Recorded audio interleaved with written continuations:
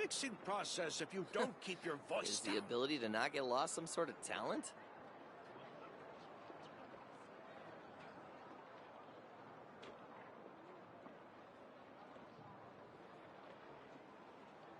Where's Agemo gone this time?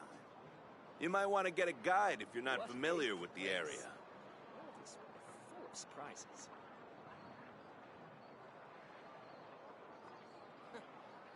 the ability to not get lost some sort of talent? Shh! You'll interfere with the mixing process if you don't keep your voice down.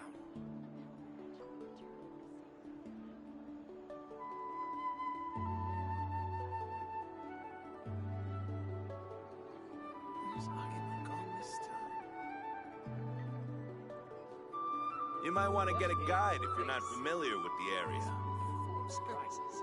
Is the ability to not get lost some sort of You'll talent? interfere with the mixing process if you don't keep your voice down.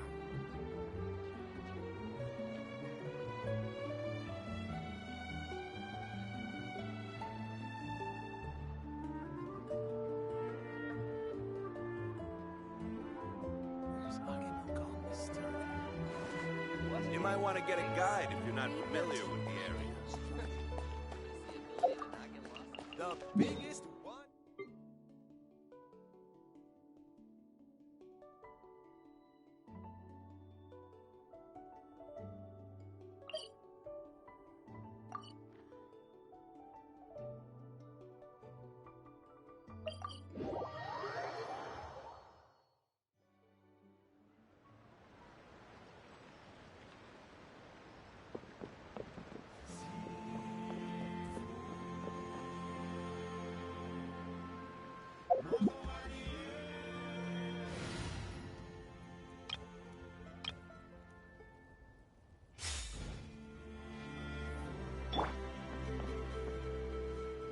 Shockwave!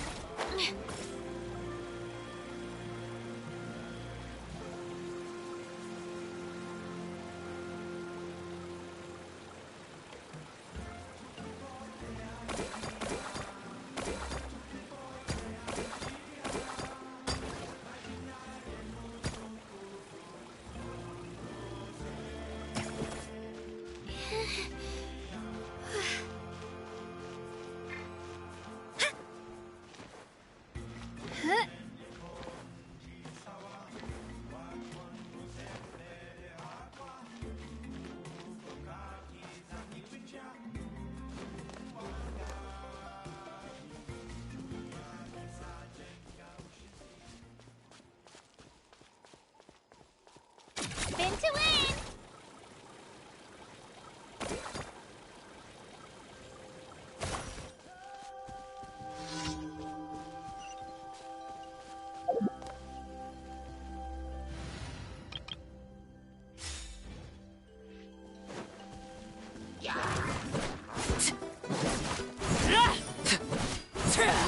Laid bare. Coming to be.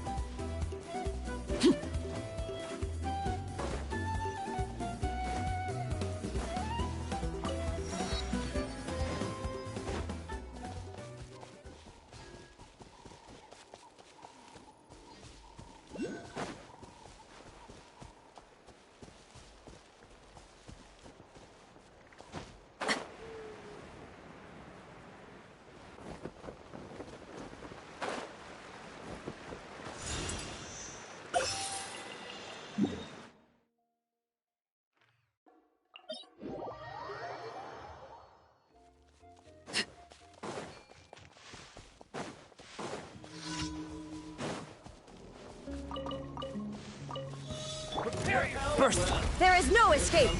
No, my sword! Transfixed! What's new?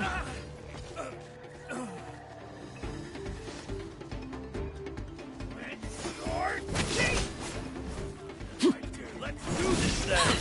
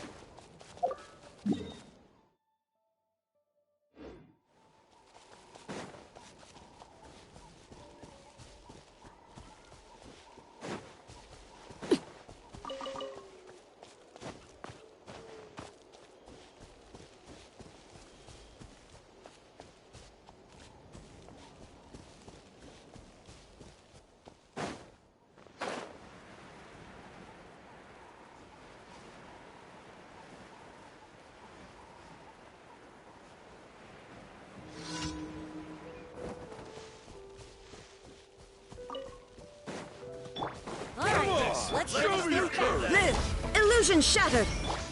Rain outlines your... Laid bare. Yes, you are.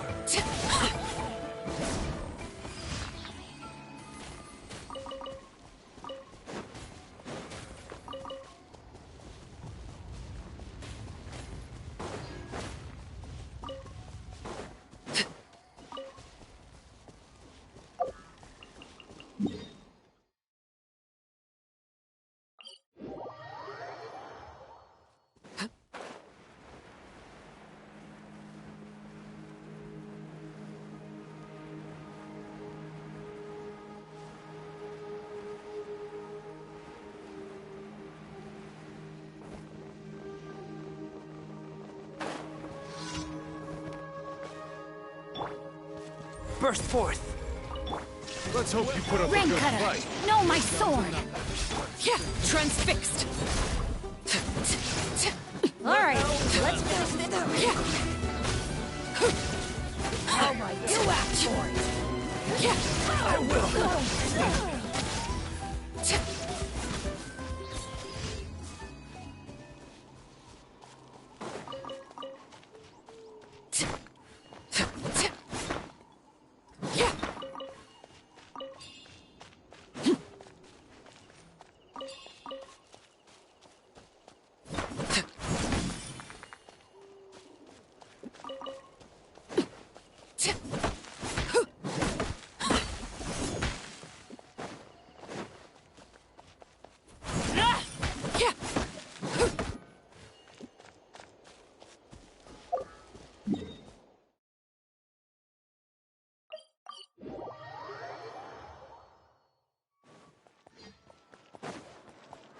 Ad Astra. Thank you for Ad Astra.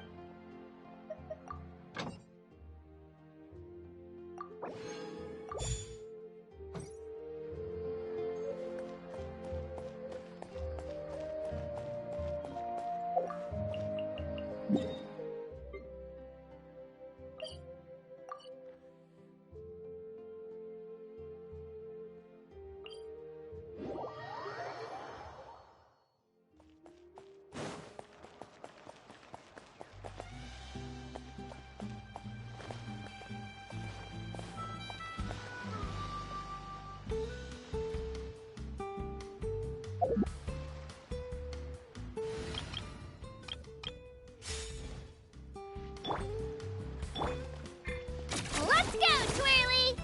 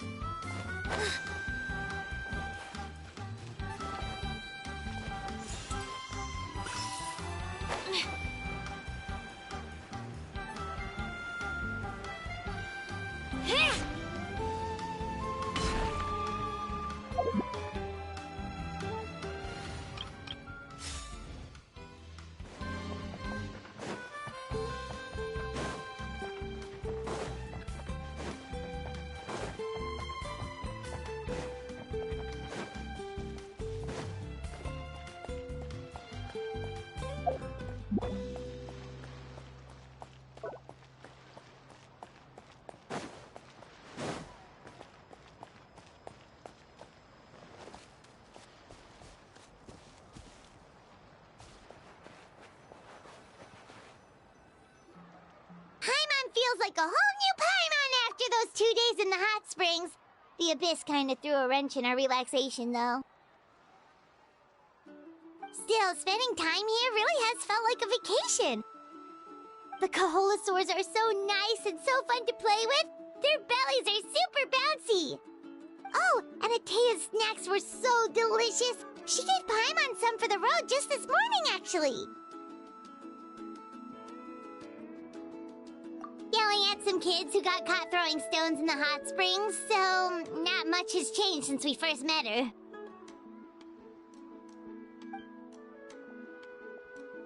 you guys. Sleep well last night? Yep, this area is so nice. Glad you like it. I was thinking of taking you guys out to do some sea fishing. Later tonight, we can eat whatever we catch. Fresh fish is absolutely delicious right off the grill.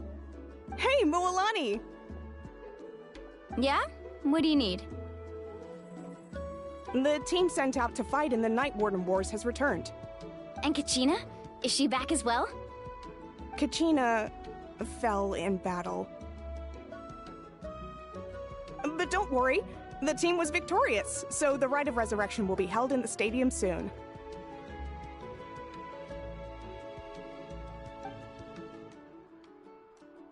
That's a relief. The Abyss is cunning, and it was her first time. Mistakes are bound to happen. Exactly. She deserves to hold her head up high. All right, thanks for letting me know. We'll head out in a bit. Jeez, she sounded a little anxious there. Had me thinking it was bad news for a moment. Mualani, you said the Abyss was cunning just now, but it seems like the Abyss just wants to destroy everything. Like, think about all those monsters that attacked your tribe. If there really was some sort of cunning plan, wouldn't it make more sense to send them to attack Kachina and her small team? Not that Paimon wants them to be in any more danger, it's just... Relax, I get it. The Abyss is difficult to understand, that's for sure. At a glance, it certainly seems like the only goal is total destruction. The Abyss isn't a living entity after all, so what capacity for logic or planning could it possibly possess? But through our long history of fighting the Abyss, we've realized things aren't quite so simple. 500 years ago, the Abyss invaded Teyvat. You know about that, right? That's right. Conria suffered greatly during that time. But so did every other nation in Teyvat. And Natlan was the worst affected of all. It took the combined efforts of the then Pyro Archon and heroes from every tribe to finally repel the Abyss. Even so, the effects of the invasion lingered for hundreds of years, only able to be reversed little by little. Our tribe's waters were contaminated. The Children of Echo's territory was overrun by dangerous sludge surging from underground. Unrelenting black winds tore across the lands of the Flower Feather clan. It was like each disaster was designed for a specific tribe.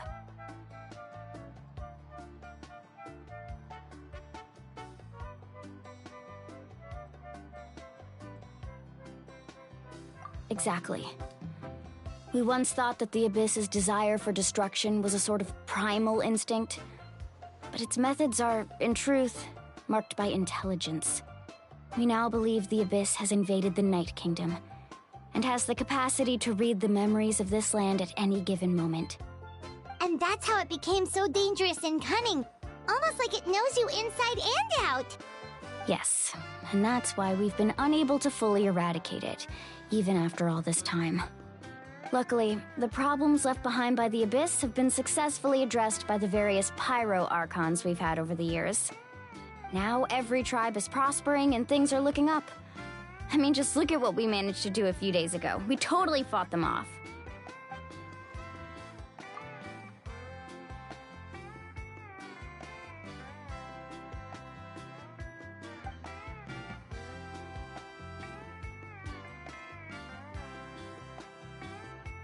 You must have had to sacrifice a lot to get to this point. Every battle, every sacrifice is in pursuit of a future where we get to stop fighting. Responsibility, duty, unavoidable burden. Everyone in Natlan views the war differently. But I believe we will be rid of the Abyss one day, and the efforts of all who fought against them will become a story for the ages. To think that my name could survive in ballads passed down to future generations, it's kind of romantic. Everyone has something that drives them forward, you know?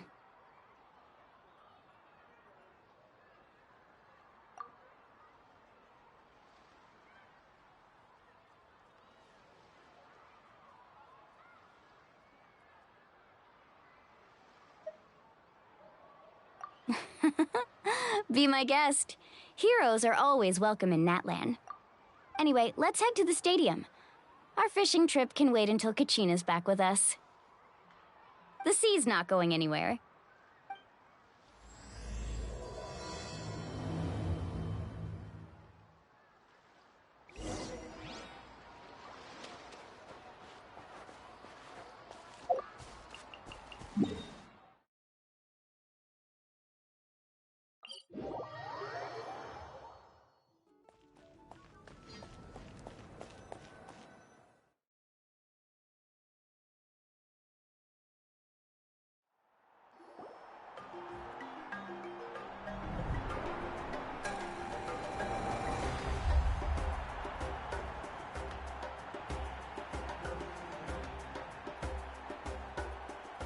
Whoa, this place is packed already!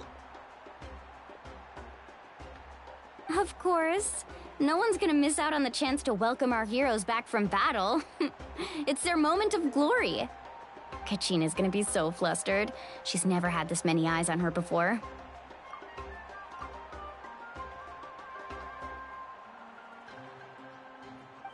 Yeah, she doesn't seem like the kind of person who likes being the center of attention.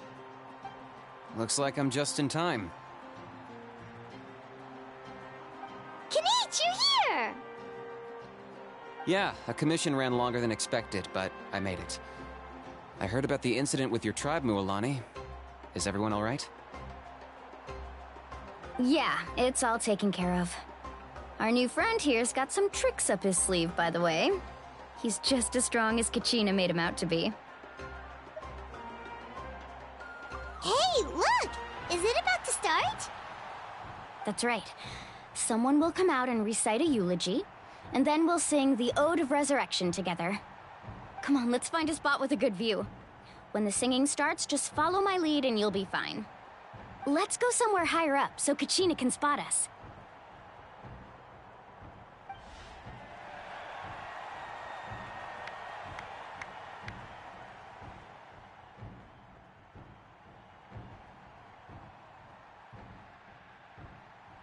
Warriors of Natlan, heed the call of life. We are the inheritors of memory and legend.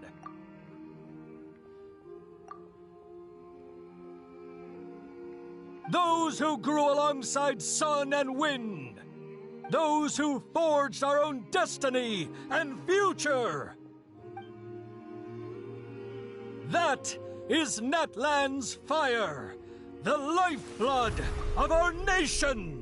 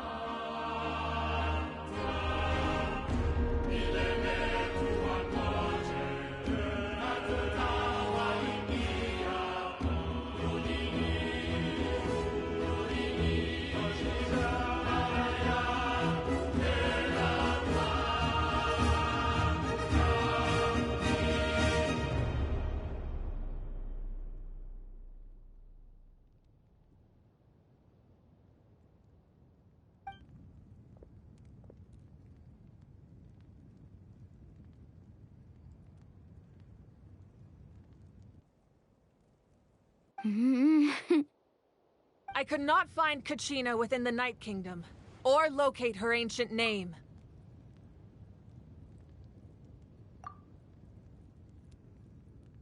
What?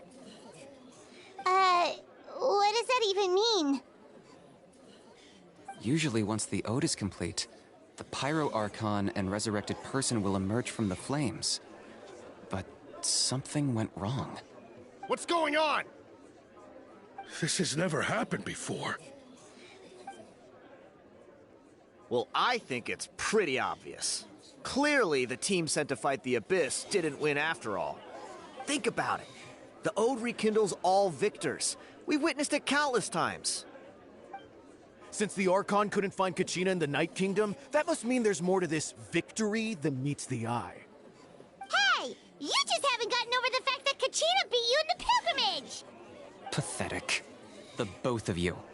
Your wild guesses are misplaced. We completed our mission.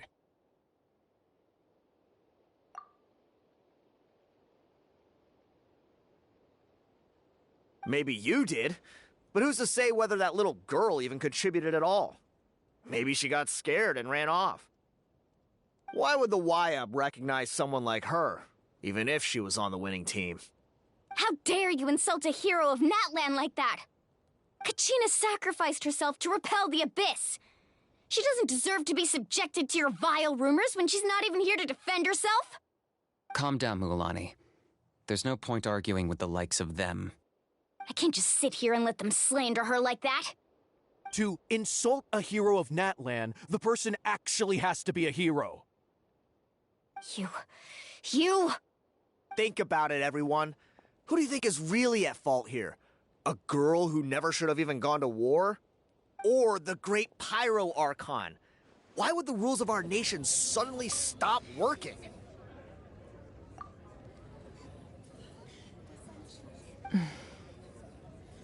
That's true. If she wasn't revived, it must mean she failed to achieve victory. Maybe the YUB interpret victory in different ways? I mean, that girl didn't look all that strong to me.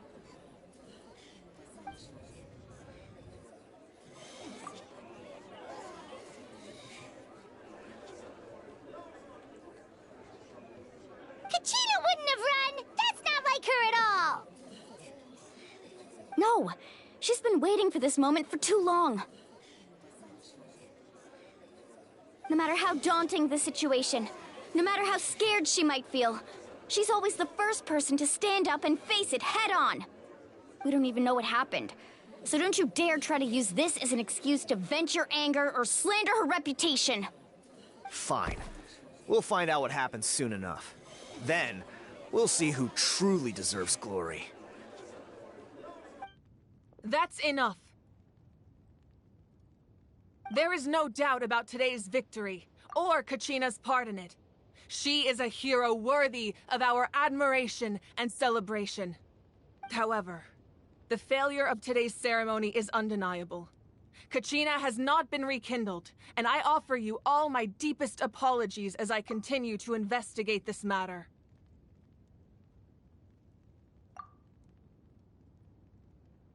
To prevent further casualties, I have decided to suspend the pilgrimage until this matter is resolved. What? No one is all-knowing. No one is infallible, not even myself. But doubt is a means by which we seek the truth, not a weapon we wield against others. I didn't mean it that way, Archon. I just... If there are things you wish to clarify, then ask me directly. Doubt my answer if you wish, but now's your chance. You have concerns? State them. No, of course not.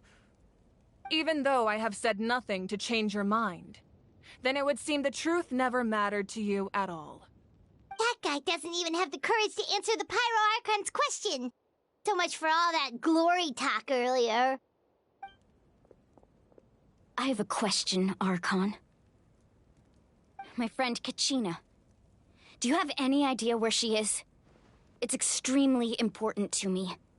I know you said you were investigating the situation, but I'm sorry, that's not enough. I've already shared everything I know. If you want to learn the truth and rescue your friend sooner, you should join the investigation. So, what do you say? Of course I'll join. In that case, come see me in the speaker's chamber. We should join them. Oh, and if it's not too much trouble, could you drop by as well, Traveler? I'd like to have a chat.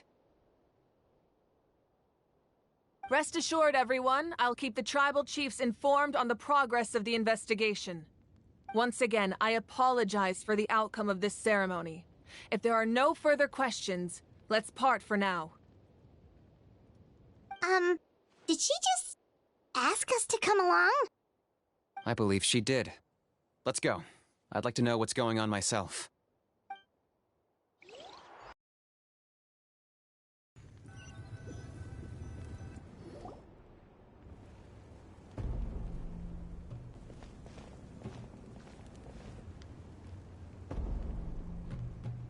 The situation is urgent, so I'll get straight to the point. Kachina is undoubtedly a hero of Natlan, and I'm deeply sorry this happened to her.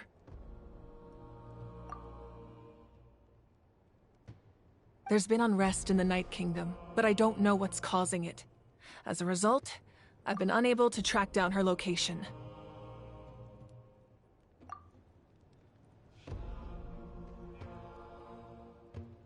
Until we find and address the cause of the unrest, the Ode of Resurrection will continue to be ineffective. And that means Kachina won't be able to come back? That's correct. Not until the problem with the Night Kingdom is resolved. How long will that take? It's hard to say.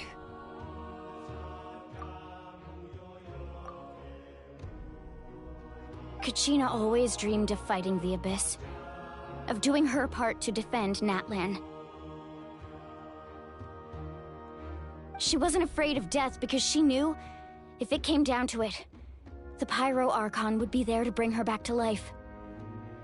Whenever we sat down together, exhausted from training, she would always hum the Ode of Resurrection. She was supposed to come back to us. We were supposed to hug her and celebrate with her and share her joy. We supported her every step of the way, but what are we supposed to do now? Sit peacefully and wait for her return? Lose ourselves in grief over her death? Tell me, are we her friends? Or her murderers? That's not fair, Mualani. It's all right. I understand your rage and your grief. Kachina's life means a great deal to me, Mualani. Believe me, I want to bring her back as soon as possible. I would give you that peace of mind if I could. But please, hear what I have to say so I can at least give you a broader picture of the issue we are now facing. Considering the recent attack on your tribe, I believe the Abyss has found a new means of undermining the rules of our nation. You mean... The Sacred Flame. The foundation of our resistance against the Abyss. If we continue to hold the pilgrimage and send teams to fight the Abyss, there will likely be more casualties. But if we stop altogether, the Sacred Flame will only grow weaker. The Abyss will scale up their attacks, and the tragedy we saw with the people of the Springs will only be the first of many.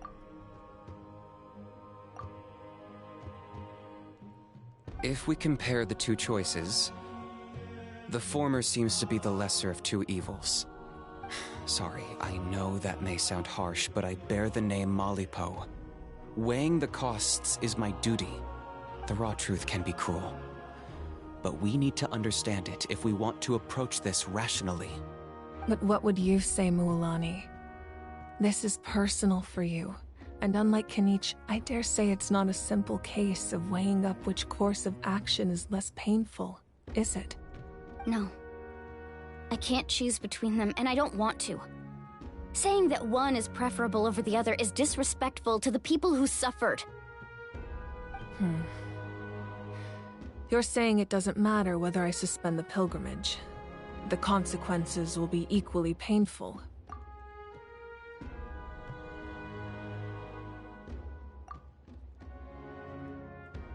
Yes. What happened to Kachina breaks my heart. But I couldn't bring myself to sacrifice other people for her sake. And that is the crux of the problem. It's not simply a matter of choosing the lesser of two evils.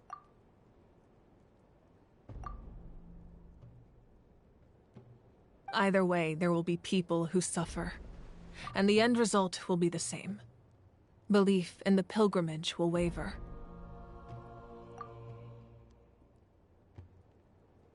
Once doubt has crept in, the people will no longer unite in battle against the Abyss. And that is exactly what the Abyss wants. Their ultimate goal isn't to break the rules that make the Ode of Resurrection work. It's to destroy the people's faith in them. To prevent what happened to Kachina from happening to anyone else, we need to suspend the pilgrimage.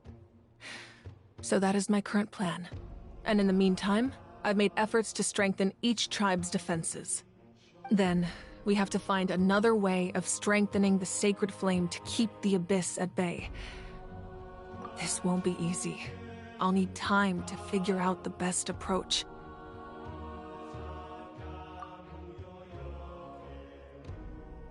I understand your anger, Mualani, but I hope that provided some clarity, at least. Wow. Hyman thought things were gonna get heated for a second, but the Pyro Archon took the time to explain everything so patiently. I owe you an apology, Archon. I let myself get carried away earlier, and I'm sorry. You're right. We need to focus on finding solutions.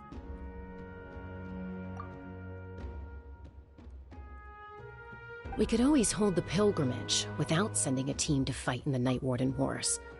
That way, we would still be able to fuel the sacred flame.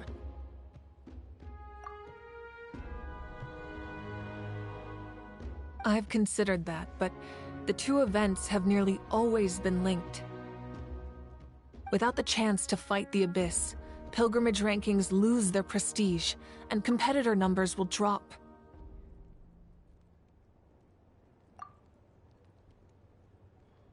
With fewer participants, the amount of contending fire produced will decrease, and the vicious cycle will continue indefinitely. So, essentially, the Abyss has taken Kachina hostage.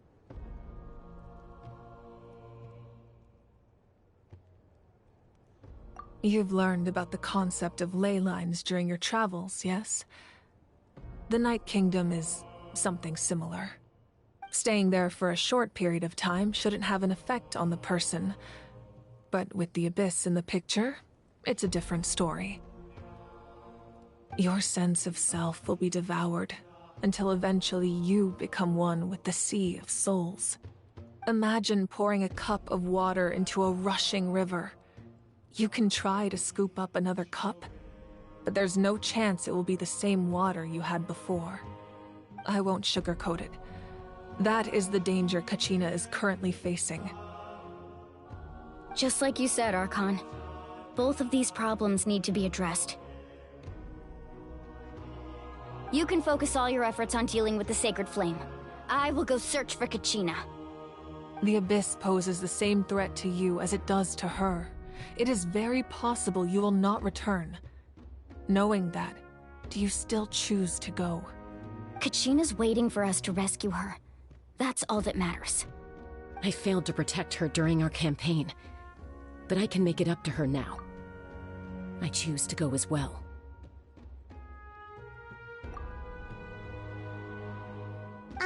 Traveler? What do you think?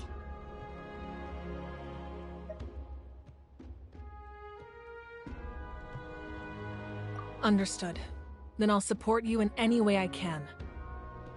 The Masters of the Nightwind have a technique that can extract an ancient name from the ley lines.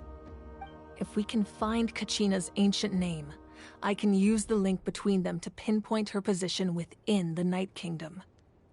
Then comes the hard part. You need to visit the Night Kingdom in person and rescue her. But isn't the Night Kingdom a land of souls? Can we even go there? Under normal circumstances, only the consciousness can enter. But there is a way to go there in person. However, know that the Night Kingdom will attempt to repel you, and the Abyss certainly won't leave you be. That's fine by me. Same here. Fighting the Abyss is nothing new for me. So, Paimon's the only one who's scared? Well, if you're going, Traveler, Paimon's going to. Lali of the Masters of the Nightwind once created an artifact that can be used to communicate with the Wyab. We call it the Spirit Speaker Stone.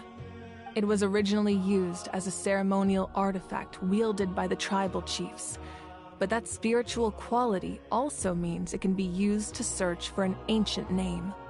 That was the artifact I delivered to the Scions of the Canopy a few days ago. Didn't think I'd be hearing about it again so soon. Thank you so much for your help, everyone. Your thanks are unnecessary. I will offer you whatever aid I can, but your fellowship and courage are what will truly decide the success of this operation. Besides, you're the ones helping me. I can only focus on one thing at a time, after all. Traveler, I certainly didn't expect our first conversation to be so serious. I've heard all about your accomplishments. Ever since you arrived, I've been hoping to meet you and offer you Natlan's highest level of hospitality. Why? Why? Is that not what happened in the other nations you visited?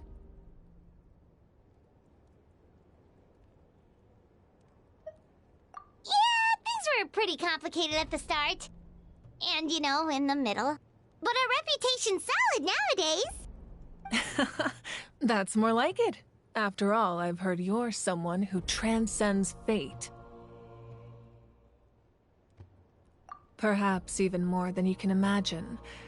But we can talk about that some other time. Ideally, this would be the perfect night for a drink and some musical ambiance. But there are important things to be done. Oh, I almost forgot.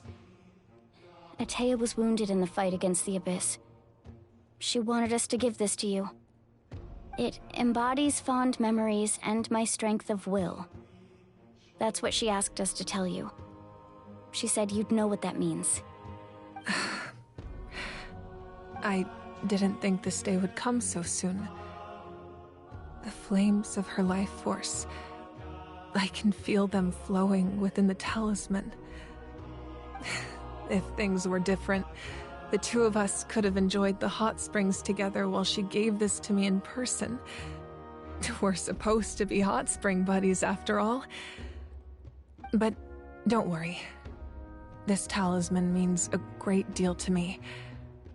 I'll take good care of it, and once this is all over, I'll pay Atea a visit.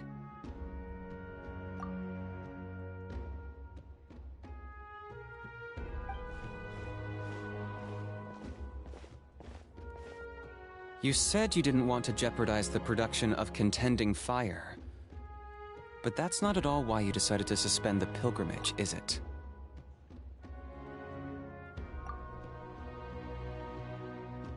You're right.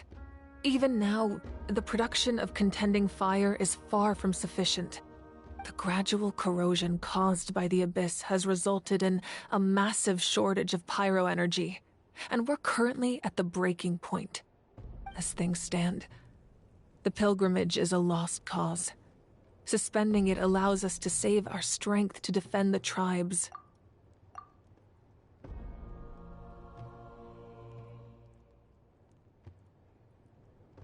The Abyss has brought catastrophe to Natlan, and Kachina's disappearance in the Night Kingdom is a direct consequence of that.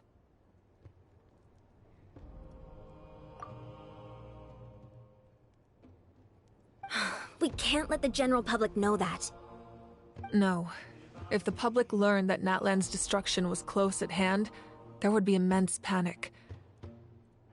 But if I said nothing at all, they would have continued to question the integrity of Natlan's heroes.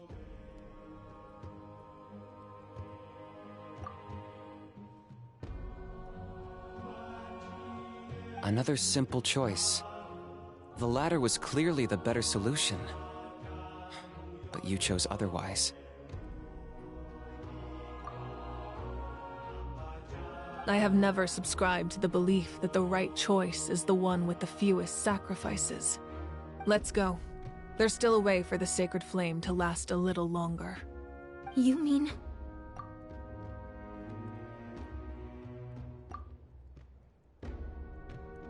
Yes. Come with me.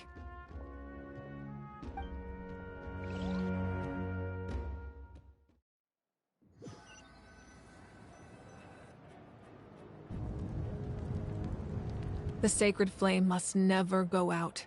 Not only does it strike fear in the abyss, but it's also the pillar of Natlan's stability.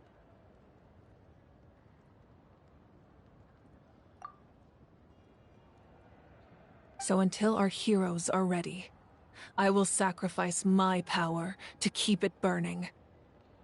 But that can only last so long. I think we should focus on the remaining ancient name-bearers. Don't let desperation cloud your judgment. Those chosen by the Wyab have already embarked on their destined path. It is for them to decide how that journey ends, not us. All we can do is support them. Even so, for you to make this sacrifice, it's not right. If not me, then who? No other is capable of sustaining the sacred flame. I possess great strength, but I'm not above my people. This is part of my duty.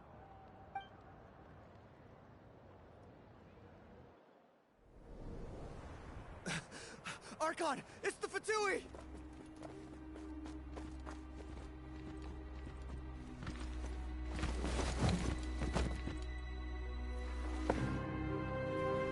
The Archon of Natlan. A force to be reckoned with. The secret of the ley lines is no secret to me. Long have they been destined for ruin. And since the oath made 5 centuries ago remains unfulfilled, what use is the Gnosis in your hands? I don't know what you mean. But it sounds like this is about more than the Tsaritsa. In times of crisis, someone must pick up the mantle of salvation. Your plan has reached an impasse, and now it falls to me to create new rules for Natlan.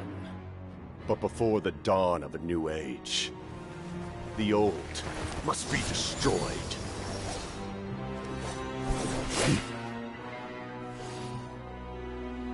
I assume that's the end of your speech? Good. People like us? Let our blades do the talking!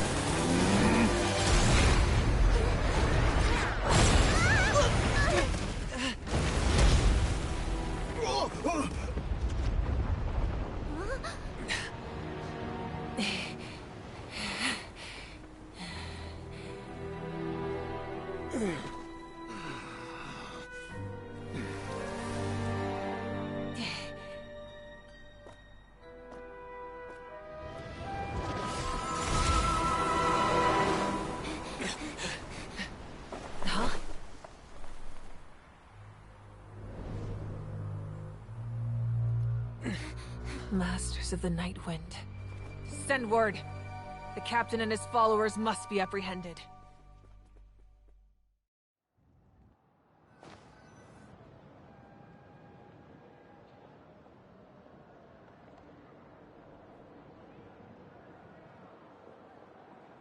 Are you alright, Archon?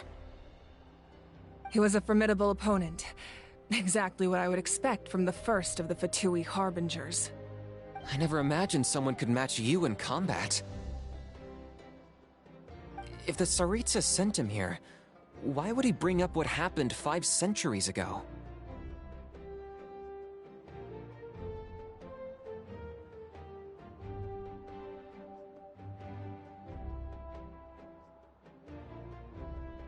Yeah. And how much does he know about Natlan?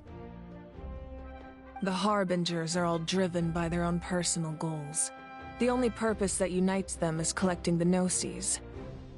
But I'm sure the captain has his own reasons for being here as well. Whatever his motive, we should shift our focus to the Fatui. If they attack again, and we're not prepared, we're done for. No, we're running out of time. The wound I inflicted should hold him back and weaken him for the time being. Besides, I'm sure you noticed, the power that came to his rescue just now came from the Masters of the Night Wind. In other words, there are traitors among us. Not necessarily. This could prove to be a very valuable turn of events. When we exchanged final blows, I sensed an unusual presence within him. I'll need to investigate further. Kanich, go to the Masters of the Night Wind and look into who could have aided the captain. Speak to Sitlali. She should know. Of course, I'll head out right now. Do you still intend to... Yes, but fear not.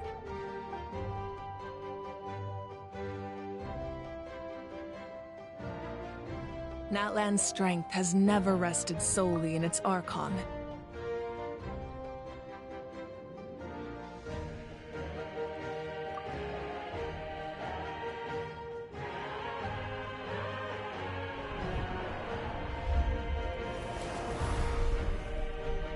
Together we foresaw the only path that leads to our nation's future. We must trust in that vision now.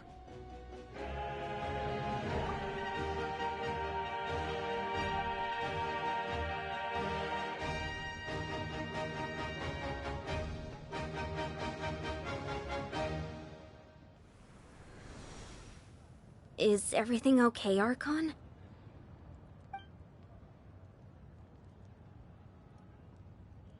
Completely fine.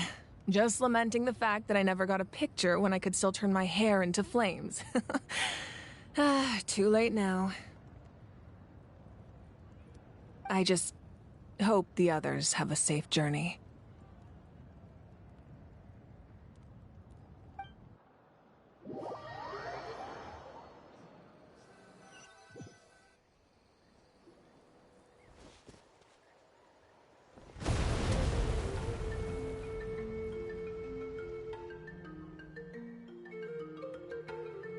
What's happening at the stadium?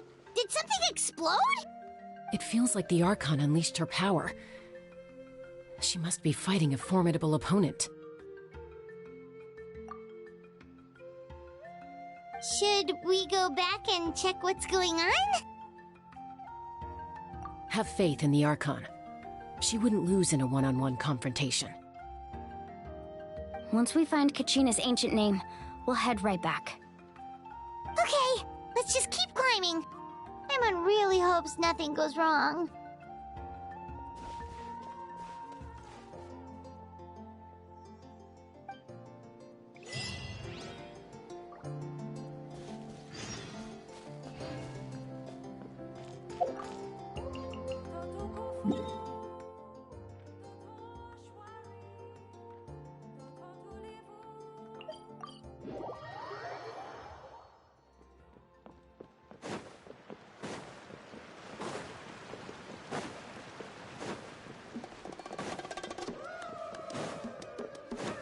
That's Waina, the tribal chief. Let's head over to him.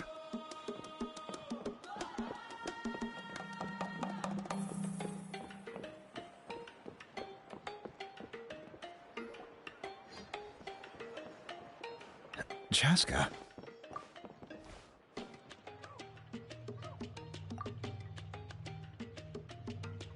Nice to see you again, Wyna. I'm afraid we don't have time for pleasantries, so I'll get right to it. We're here for the Spirit Speaker Stone. Whoa, hold on a second. At least tell me why you need it first. My friend Kachina is trapped within the Night Kingdom.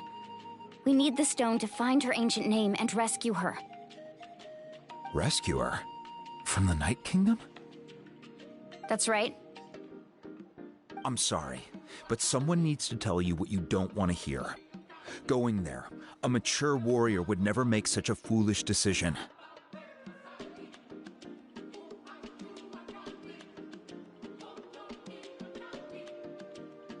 The nature of battle is unpredictable. You never know how it's going to end.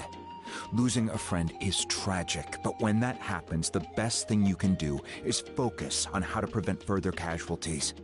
I appreciate what you're trying to say, Chief Wyna. But if the price of maturity is abandoning a friend in need, I'll choose foolishness any day. If Kachina's still holding on, then so will I. I thought you might say that. Is something wrong, Wyna? This doesn't seem like you.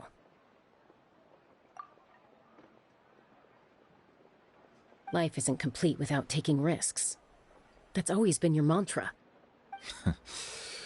It's nothing. The Night Kingdom is a dangerous place. Can't blame me for checking if you were up to the task. If you're that determined, far be it from me to stop you. Here's the stone. Keep it safe, okay? It's not like we have a spare.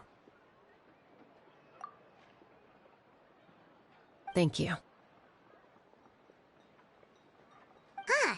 Seems like you two go way back. But aren't you from the Flower Feather Clan, Chaska? Oh, Chaska's a peacekeeper, so she's famous throughout the tribes. She's always the one people call to resolve conflicts, so we slowly got to know each other that way. Her younger sister Quichi's always hanging around our tribe, too. She's helped us out a lot in the past. Oh, you have a younger sister? Yes, I'll introduce you to her sometime. But let's get back to business. Wyna, how do we use the stone? As you probably know, your intended destination is completely different from the real world. The Night Kingdom is like a river flowing with concepts, and the ancient name you seek is like a tiny fish swimming downstream.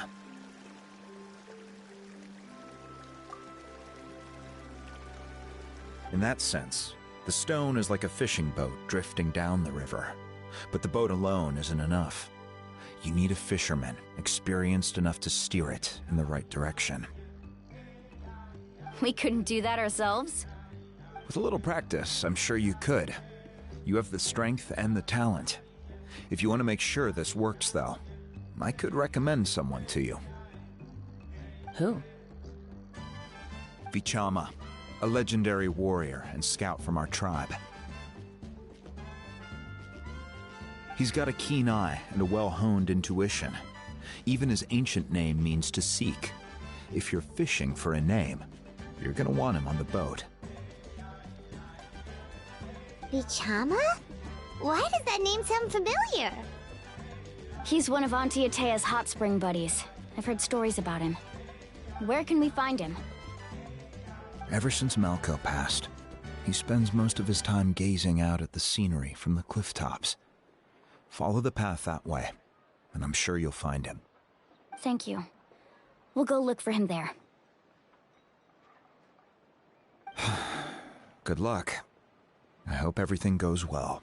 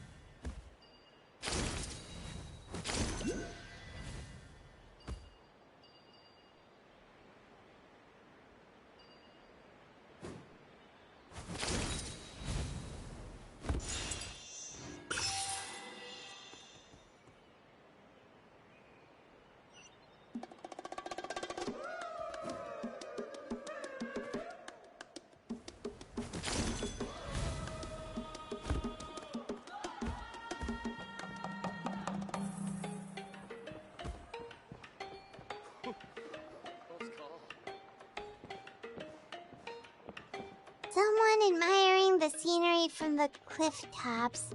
Ah, that must be him! Hello there, are you Vichama? That's me. Did you need something?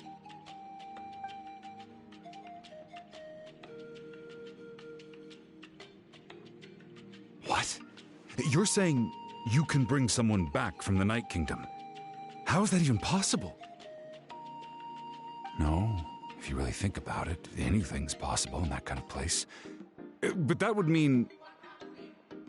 Are you okay? You don't look so good. Everything's fine. I'll help you, but I do have a small request. After I help you find Kachina's ancient name, I want to use the stone to look for my friends as well. Your friend? Oh, why not mention someone named Malco? Is that who you're talking about?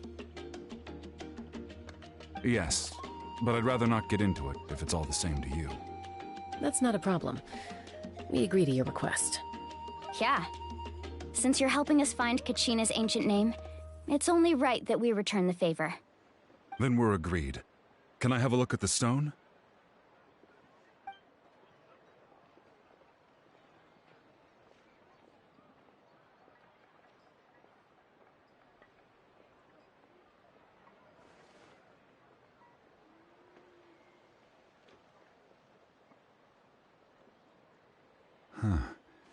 I see. From what I can tell, it functions almost like an abyssal pylon. Both connect the Night Kingdom to the living world. Once the connection is established, the abyss will come surging through the opening like a predator honing in on the scent of blood. So we have to be sure not to use it in a tribal settlement. Wow, you got all that just from looking at it? I just picked up on the basics, really. I still have no idea why it works. You said someone named Lali invented this. They must be a genius. I'll go find an open area and start setting things up. In the meantime, I need you to get 2 things for me. We'll go right away. What do you need? First, I'll need some hook ropes. Pretty much every store around here carries them, so no need to go anywhere special. Oh, and I need to build a net out of them, so make sure you get a good amount. Wait, are you saying you're going to use a real net to catch Kachina's ancient name? How does that work when one's tangible and one's not? By creating something tangible in our world, like a net, we can create a connection to a corresponding concept in the Night Kingdom. Basically, I'm going to use the concept of a net to catch something equally intangible, an ancient name. Oh, I see. What about the second thing you needed? Right. I need 2 chunks of obsidian. Once we bring the ancient names into our world, we'll need a place to store them. Normally, you can only get obsidian from the Children of Echoes, but I heard there's a traveling merchant from that tribe around here somewhere, so maybe you can try your luck there. Gotcha! Alright, let's split up. See that clearing? Let's meet over there when you're done. Oh, and you can send someone with me if you want. In case you're worried I might take the stone for myself. What do you think, Chaska? There's no need. Lena spoke highly of you. That means you're trustworthy. I appreciate it, even though that doesn't mean much to me anymore. Anyway, it'll take some time to set everything up, so no need to rush. I'll see you in a bit.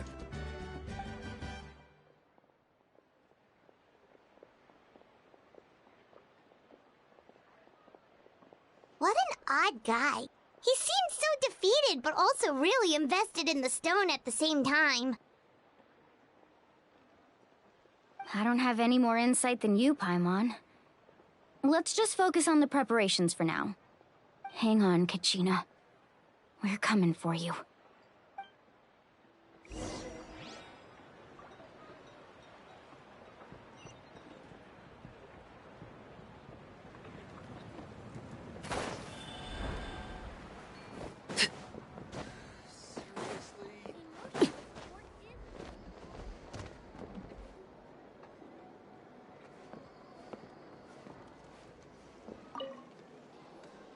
Hello. Do you have any hook ropes for sale? Hook ropes? As in rock climbing equipment? Yes. How much for your whole stock? Oh, the whole thing? Let me see. That would be 30,000 mora in total. Deal? Deal. Wait, really? What, you want me to drive down the price? We just need these as fast as possible, thanks. Oh, no problem at all. I'll even pass along some information on the house. These ropes are usually used by rock climbing enthusiasts. If you want to learn, Roka's the person you want to ask. All right, that's everything. Here you go. Now we need the obsidian. Let's go talk to the traveling merchant Vichama mentioned.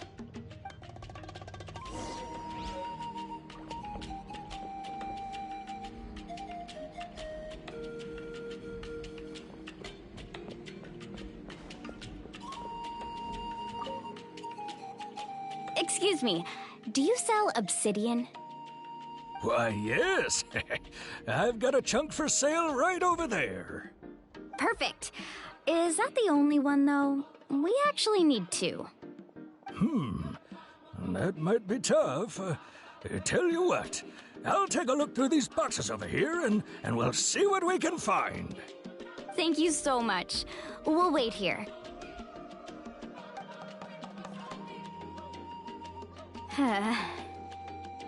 Relax. Everything's going according to plan. I know, it's just... I could tell Vichama feels the same way about his friend that I do about Kachina. I hope this chunk of obsidian isn't the only one. Kachina always carries all sorts of shiny stones with her. If I was the one trapped in the Night Kingdom, she'd have a whole pile of obsidian ready in a heartbeat. Well, would you look at that? I did bring an extra. Here you go, young lady. How does it look? Perfect! Thank you. How much do I owe you? If you hadn't shown up, these stones would have just sat here collecting dust. I'll take 3,000 mora for both. Here you go. By the way, I heard you mention Vichama just now. You running an errand for him, then? How's he doing? Malco's been gone for 5 years now. It's about time he started to move forward. Do you know what happened between them? I heard about it in passing while I was out drinking one night, but I don't know all the details. Vichama and Malco grew up together, and even made a name for themselves together. Malco was an amazing fighter, capable of knocking out multiple opponents in a single hit, while Vichama excelled at scouting and analyzing the battlefield. The two made an excellent team, and managed to beat back the Abyss several times. 5 years ago, they both emerged triumphant in the pilgrimage, and were placed on the same team to fight the Abyss. But on the eve of battle, the Abyss launched an attack on their tribe, and Vichama suffered an injury to his leg while attempting to rescue someone. Then what happened? The team agreed that he couldn't fight the Abyss in his condition. Vichama didn't argue. He knew going to the front lines with an injured leg would make him a burden in battle. So they raised the issue with the Pyro Archon, and she agreed to let him stay behind. It's just... Malco and the others ended up facing hordes of abyssal monsters in numbers that far exceeded anyone's expectations. The team made an error in judgment, and they fell to the onslaught. Vichama went into a deep depression after that. He blames himself for everything. Oh, you're not wrong. But it's possible he chooses to blame himself. Not because he did something wrong, but because he wasn't able to do anything at all. I've tried convincing him to move forward, to stop dwelling on the past. But the shadow of Malco's death hangs over him still. The Abyss has caused so much suffering, and some wounds never heal. I wish there was something he could do to make himself feel better, but Anyway, that's the gist of it. Maybe you could help him talk things through sometime. I would really appreciate it. Whoosh! No one can catch me! Emotional support is...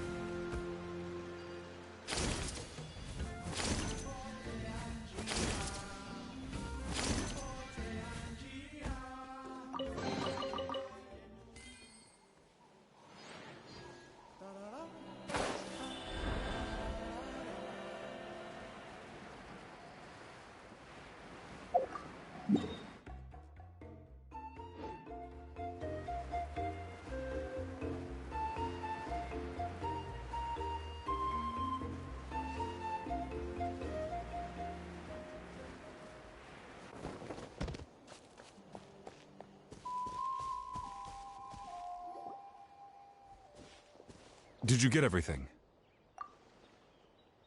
Yep, it's all here. When do we start? I've made all the necessary adjustments, so we're good to go. As agreed, I'll help you find Kachina's ancient name, and then you return the favor. Go ahead.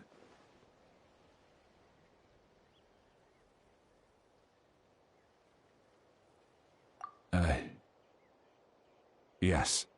After Malko fell, I scoured the battlefield to see what happened. It turned out he wasn't bested by some impossibly powerful foe. He was dragged to his grave by the sheer number of enemies. If I had been there, I would have been able to sense the danger. I could have warned them not to advance. I've always blamed myself for what happened. But when you told me about Kachina, I realized there's a chance Malko might also be alive, fighting for survival in the Night Kingdom. But that happened several years ago, right? The Pyro Archon said all life within the Night Kingdom eventually becomes one with the Sea of Souls. There might not be much hope, but I still have to try. Malco and I promised each other, even if we never managed to root out the Abyss for good, we would fight together until the end. All right, let's get to it. I'll start searching for the conceptualized version of Kachina's ancient name. If you see any fragments scattered around the area, please collect them.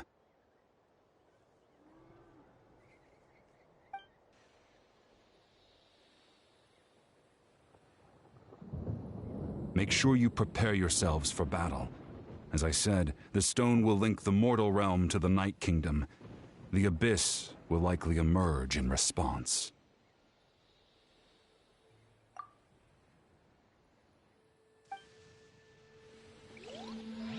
Look at that golden thing. It must be one of those fragments Vichama mentioned. Let's get closer.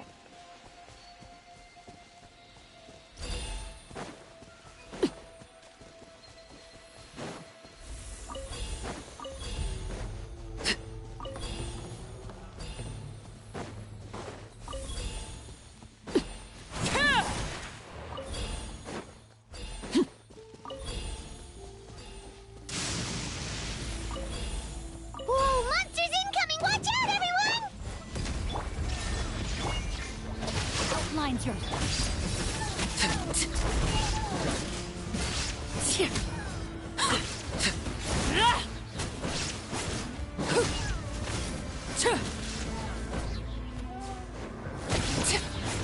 Witness the power. This is where you fall.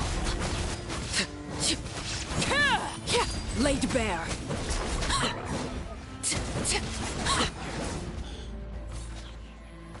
How much longer, Vichama? Not long! We're getting close!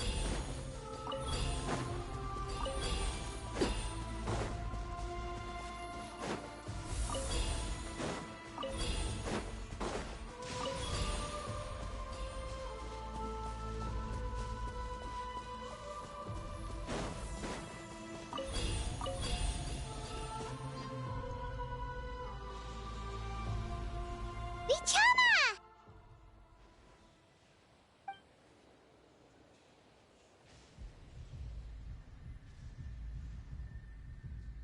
Quick! Take it!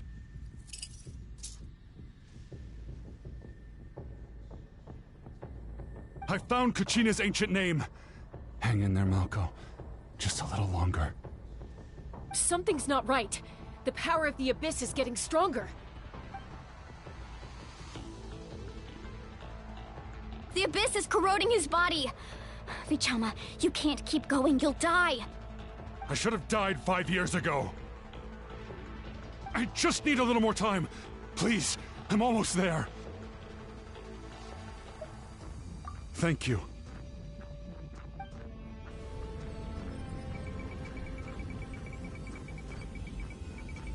Whoa, watch out! The power of the Abyss is strong.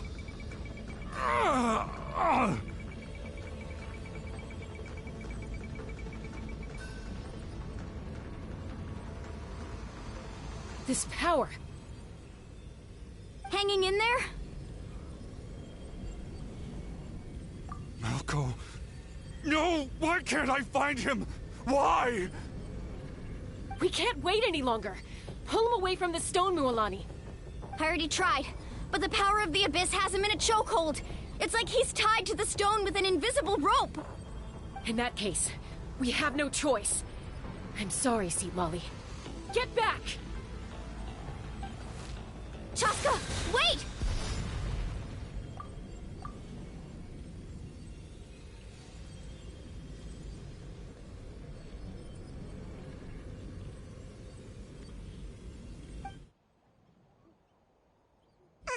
Ouch! What happened just now? It looked like the Spirit Speaker's stone was... The stone's power was spiraling out of control. The only way to stop it was to destroy it. You were all caught in the shockwave of the explosion. You might feel dizzy for a while, but that's normal. Give us a heads up next time, will you? You're lucky we managed to dodge it in time. I thought I said to get back. Yeah, barely a second before you made it go poof. Not everyone has your reflexes, Chaska. We were this close to getting dragged into the explosion. Okay, I'll be more careful next time. At least Kachina's ancient name is still in one piece. Wait, where's Vichama? Vichama! Vichama! I couldn't find Malko's ancient name. It must be completely gone by now. Once your ancient name disappears, there's no coming back. From the very beginning, I knew there was a slim chance, but still. And now... it's too late to save him. From the minute he left that day, it was already too late. Vichama. I'm sure he's heard enough condolences over the years. Let's just give him some space. Huh? What's that in your hands, Vichama? It looks like something's glowing! Huh? This is...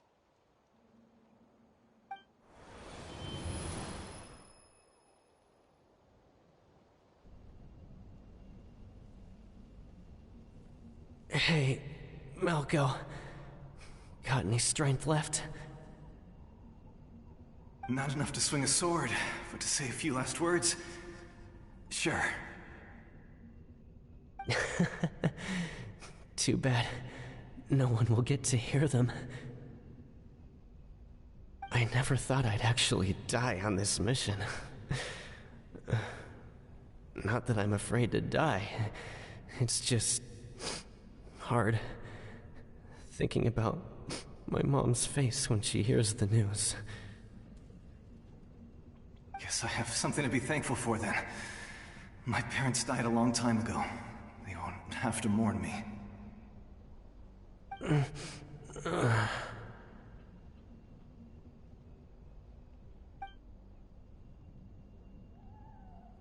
Pisak! Always had to beat me at everything, didn't you? Right to the end, you were never one for goodbyes. Maybe you're right. Maybe no one will get to hear our last words. But just in case... Vichama, I'm so glad you didn't come with us. Don't be sad. Just keep on living. For the both of us.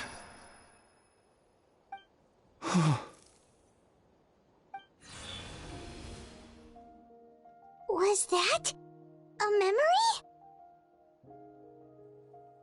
Seems like we were able to salvage something after all.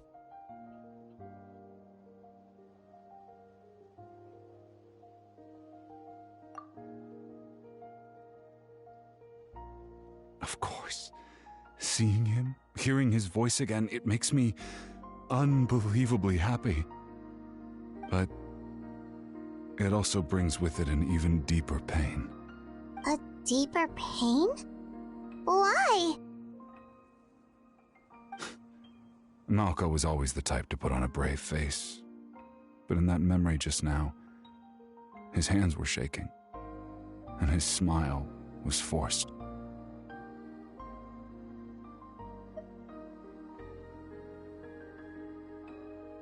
For all these years, I regretted not being able to fight alongside him to the end.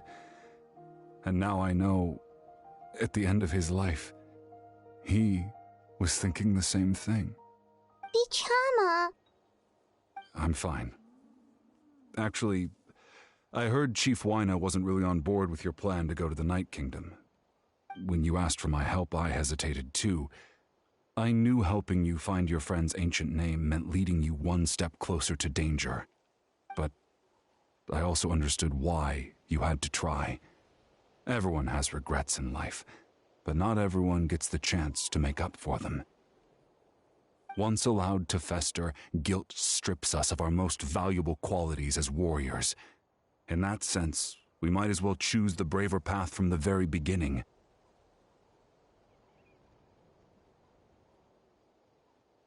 If I could do it all over again, I would have followed Malko to the front lines no matter what. Even with an injured leg, there were still things I could have done. That way, even if the outcome stayed the same, I still would have fought alongside him to the end. There are critical junctures in life, and if you don't seize the chance to act, there's no going back. That's something I had to learn in hindsight. But you're still at the crossroads of your journey, so I hope you can walk away without regrets. Thank you, Vichama. I feel even more determined now. Kachina will come back to us. I'll make sure of it. I promised I would find her, and I intend to keep that promise. That's good to hear. Strange. My body, it's... Once abyssal corrosion enters the body, a portion will fuse itself to your internal organs. Even though the Traveler possesses powers of purification, the corrosion can never be fully eradicated. Thanks to him, though, you were only briefly exposed. Slowing your breathing and controlling your emotions should help you keep the symptoms in check.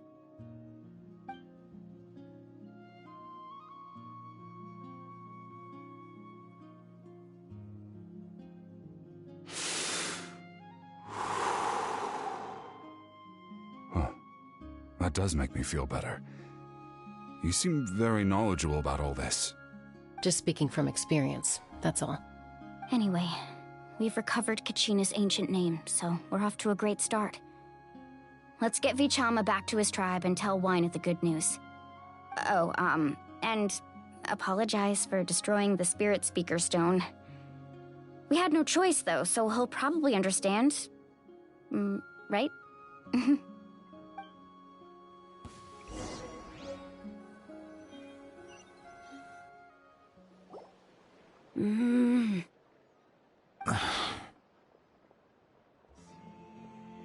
Koichi, are you really gonna just stand there like that? I don't know what you want from me. I think you know exactly what I'm trying to say, Uncle Waina. I can hear it in your voice.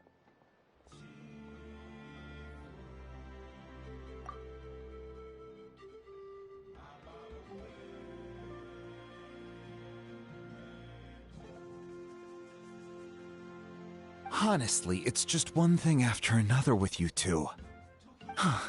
They're back. Koichi? What are you doing here? Don't play dumb with your own sister. You know exactly why I'm here.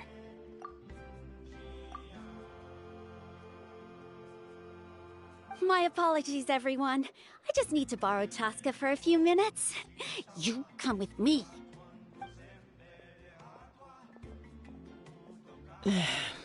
I'll be just a moment.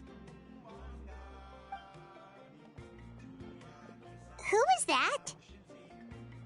Koichi, Chaska's younger sister. Although the two aren't actually related by blood, it's kind of a long story.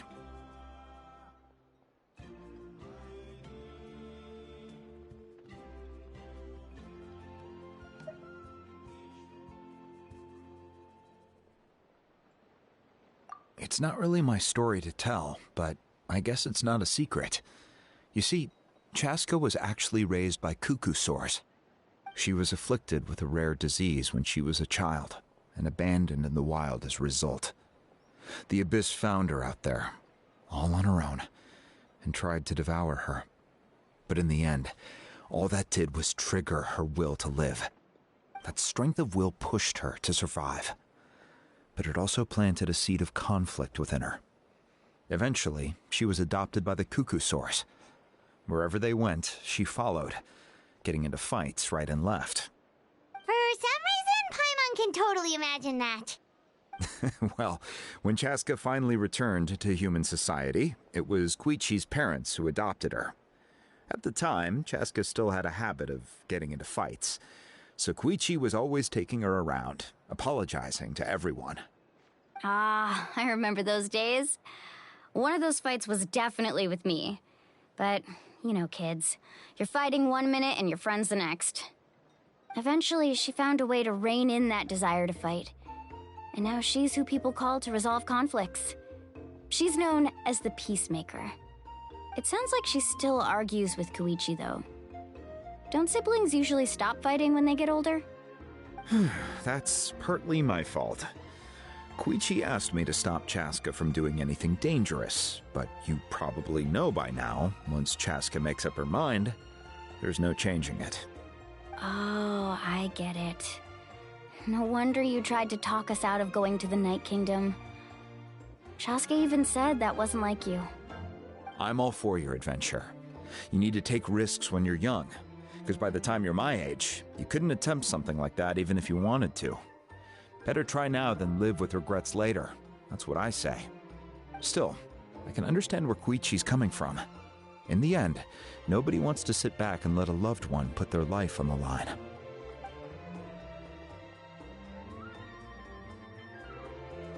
All right, it's just the two of us now. You have 1 minute to explain yourself.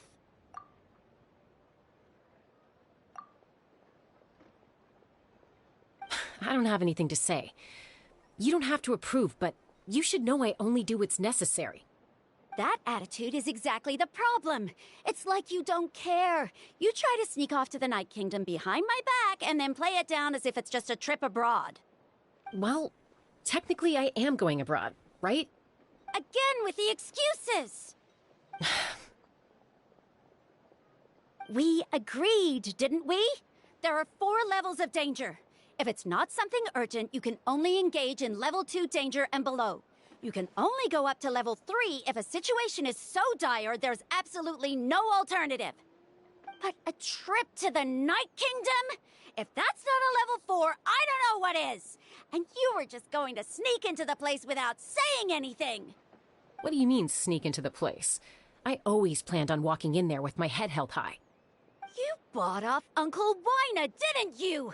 He promised me he'd stop you from doing anything dangerous. Oh, it's like he didn't even try.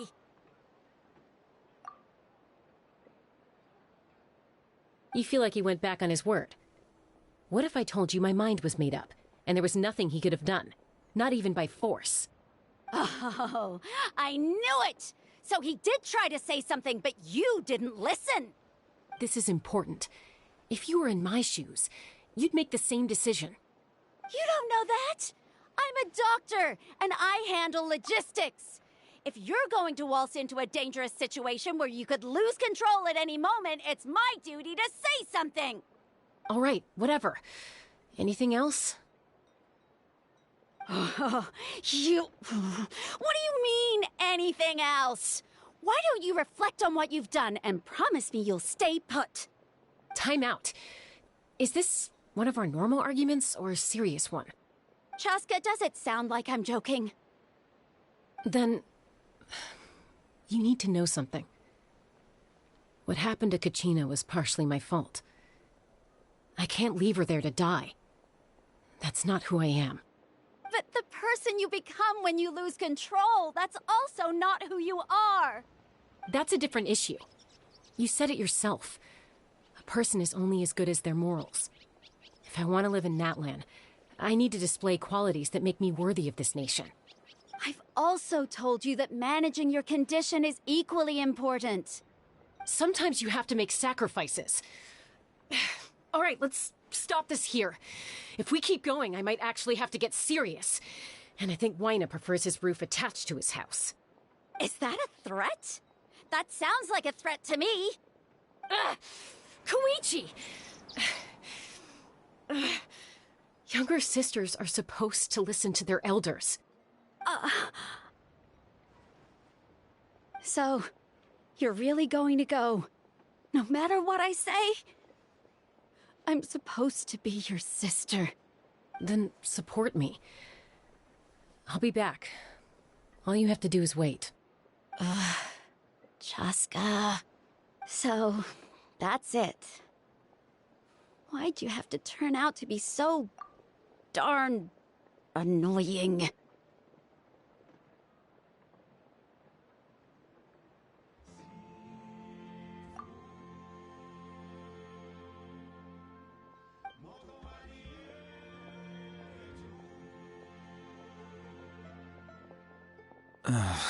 You two are something else. Something you wanted to say? I know you aren't related by blood, but you two sure are similar. Really? You know, I said that very thing to Koichi not too long ago, and she reacted the exact same way, down to the very tone of voice. It's not my place to get involved, but I will say this. Try to spend a little more time with your sister. You're tough kids. That doesn't mean you have to go it alone. Thank you. Anytime. All right. If you're done with the Spirit Speaker Stone, you might as well hand it over. According to Kinich, it's an important ceremonial artifact, so it'd be safer to keep it with me. About that... If only Tone Deaf Bard was here, he could have repaired it just like the Holy Liar. It might be in a few more pieces than you remember. Huh?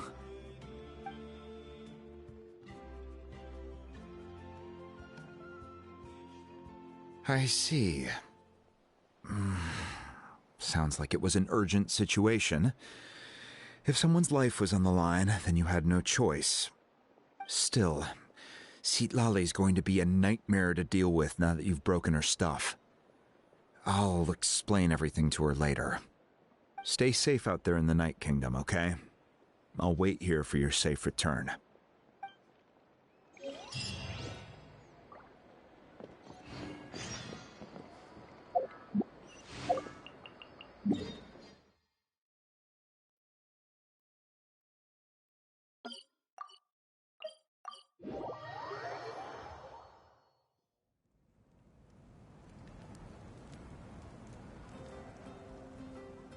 What could the children be up to? Never mind. Let them do as they please.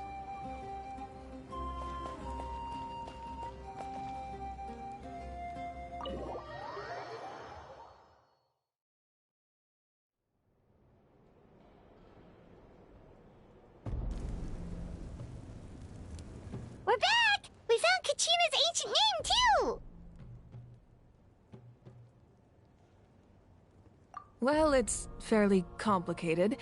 Let me give you the condensed version. The Fatui again? We can't go anywhere without them causing trouble. But what if the Fatui finds out you've lost your power? Won't they try to take advantage of the situation? That's why it has to be our little secret. No one else can know, or we're asking for trouble. Look, I wish I could offer you some sort of consolation, but I won't lie to you. With multiple factions closing in, there's nothing comforting about the situation we're facing. Still, all you need to do is focus on your goal. You can leave the complicated matters to me. I can also step in on the Pyro Archon's behalf. There's a limit to what I can accomplish, but I'll help you however I can. There's no need to be so modest, Yan-san.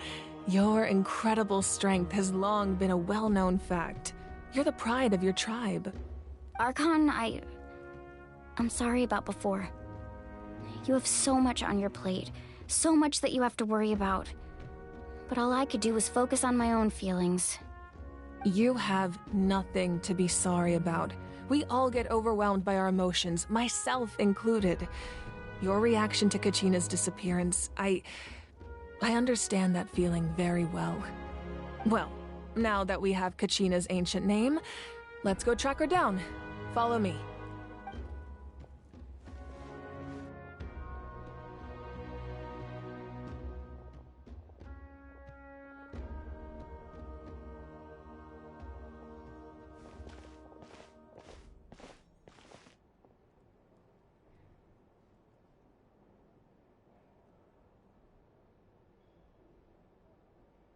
What is this place? Hey, isn't that Atea's talisman? Good eye. This is where I store all the various mementos I've collected.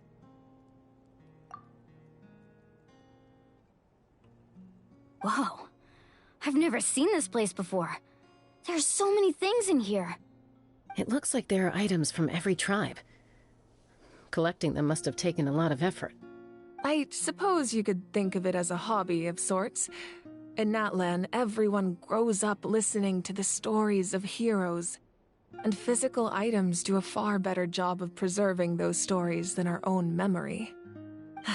Now, I still have some preparations to make for the ceremony, so feel free to take a look around in the meantime. If you're curious about an item, I'm more than willing to tell you about its origins. All right, we'll have a look.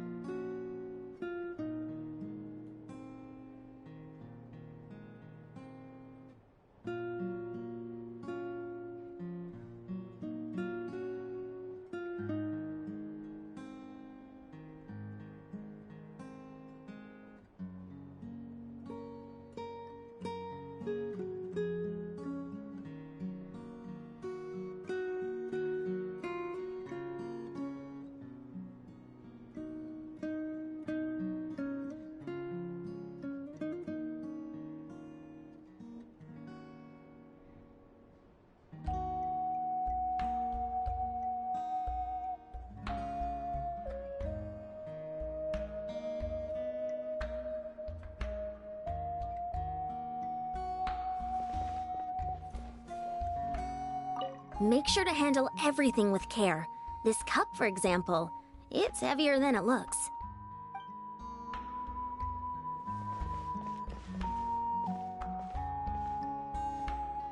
This fishing basket looks familiar.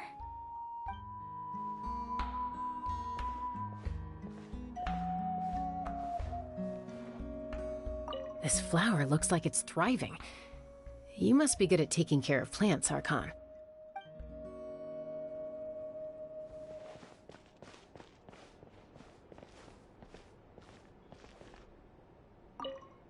Like I said, I still have some preparations to make for the ceremony, so feel free to take a look around in the meantime. If you're curious about an item, I am more than willing to tell you about its origins.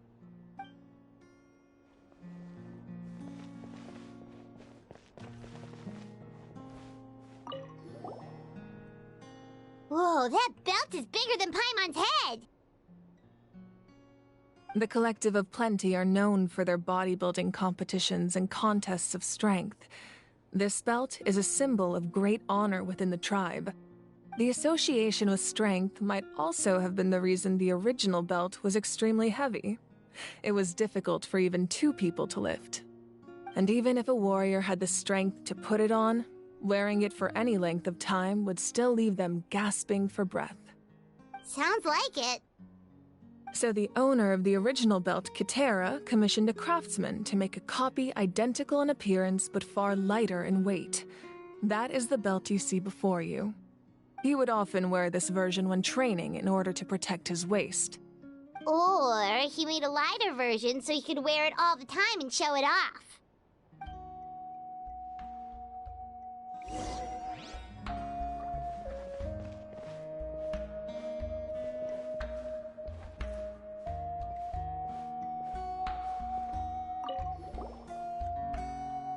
Hey, there's a fishing rod here. It must have belonged to the people of the springs. That's right. It belongs to a legendary fisherman named Matavaru. I have his entire set of fishing equipment, actually. He and I met in a tavern. He told me about a particular kind of giant fish and his meticulous plan to catch it. In his eyes, I saw a hunger and a strong fighting spirit.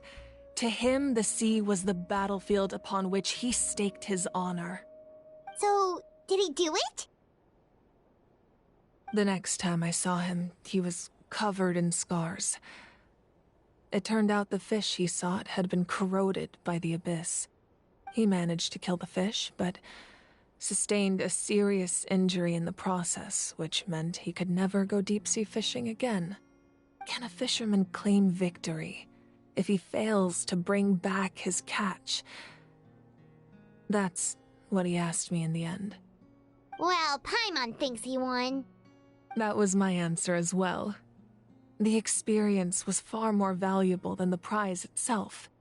In the end, he didn't want his tools to go to waste, so he gave them to me.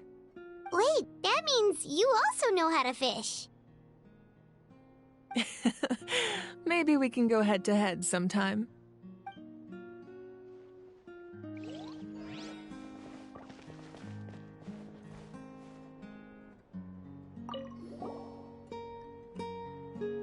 There are so many jars and potions around here. Do they have anything to do with alchemy? No, those belong to the Masters of the Nightwind.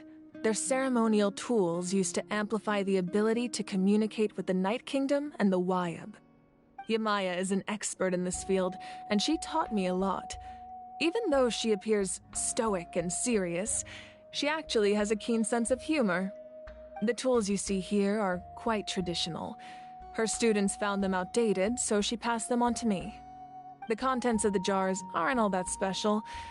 Oh, except the big jar in the middle. That's what she really wanted to give me. Ooh, must be something really cool. What's inside? Grape juice. Huh? It's quite tasty, although probably expired by now.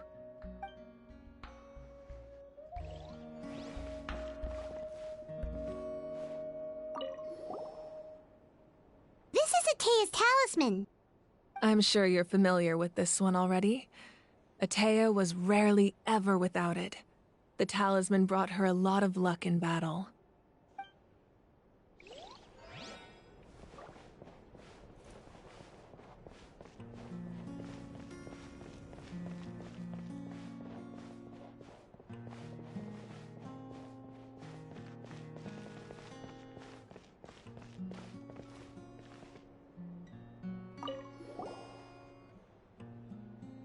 Whoa, this weapon is huge!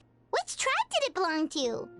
Ah, that weapon belonged to Tenoch, a hero from 500 years ago. Strictly speaking, he didn't belong to any single tribe. That's because even before the disaster with the Abyss broke out, he had already been exiled. Exiled? It was a punishment imposed out of necessity, but he accepted it all the same. He believed it was what he deserved. When the Abyss attacked, the tribes found themselves in urgent need of a powerful figure to lead them into the battle, and there was no one more courageous or resolute than him. He united the 6 tribes and accomplished great feats throughout the war. Ultimately, he perished, and because he had already lost his ancient name, the Ode of Resurrection was unable to bring him back. And so, he was laid to rest, alongside the countless warriors and civilians who lost their lives, buried in the soil of his native land. Wow, he sounds like a true hero. Indeed, even now his story is told throughout the land.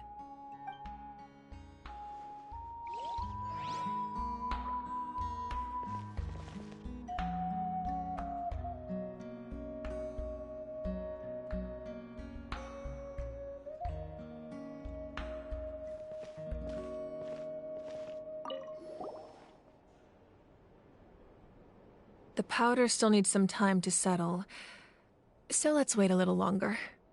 Well, what do you think of my collection? Do you feel like you have a better understanding of Natlan's culture now? Yeah, if each item represents a different story, seems like Natlan's really been through a lot. Does every item hold a special memory, just like Atea's talisman? That's right. The items in my collection actually serve a similar purpose to the ancient names passed down among the tribes. They demonstrate the true shape of time. The shape of time? Most people perceive time as a linear concept, almost like a straight line that can only move forward. We cannot change the past or predict the future. But there's also a different theory, one that I believe to be closer to the truth. Namely, that the past, present, and future all exist at once. At once? Paimon's not sure she understands. Let's say your journey ended right now. thinking back on your experience in each nation, which one would you say was the most important? Exactly. Even at the end of your journey, the things you experienced along the way don't cease to exist. They become part of who you are. Take out a portion of that journey, and you would likely make very different decisions, and eventually arrive at a very different destination. The future is the same way. It exists even though it has yet to come to pass. We just lack the means to perceive it. Of course, there are those with the power to foresee the future. They simply call it by a different name. Fate. You're quite familiar with that concept, I would imagine. That does kinda make sense. The future hasn't happened, but already exists.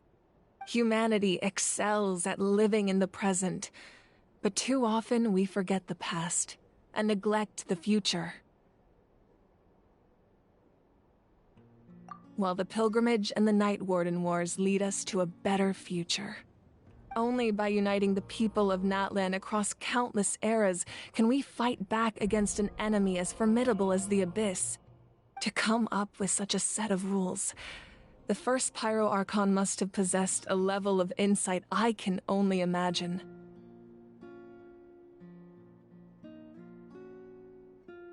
That's correct. At first, he was a mortal man with no special power. After he ascended to the Divine Throne, he used it to borrow power from the heavens and establish the rules of Natlan. Namely, a framework through which ordinary people can ascend to Archonhood. By holding the pilgrimage, we're able to determine the strongest among us. And when that person ascends to the Divine Throne, their inner flame will awaken. In addition, the sacred flame will grant them significant knowledge and memory of this land. After all, that's how I came to know everything I just told you. So, it all comes down to the power of the Divine Throne and the rules. Wait, is that a family portrait? Yes, that's my mother, father, younger sister, and the little saurians we raised.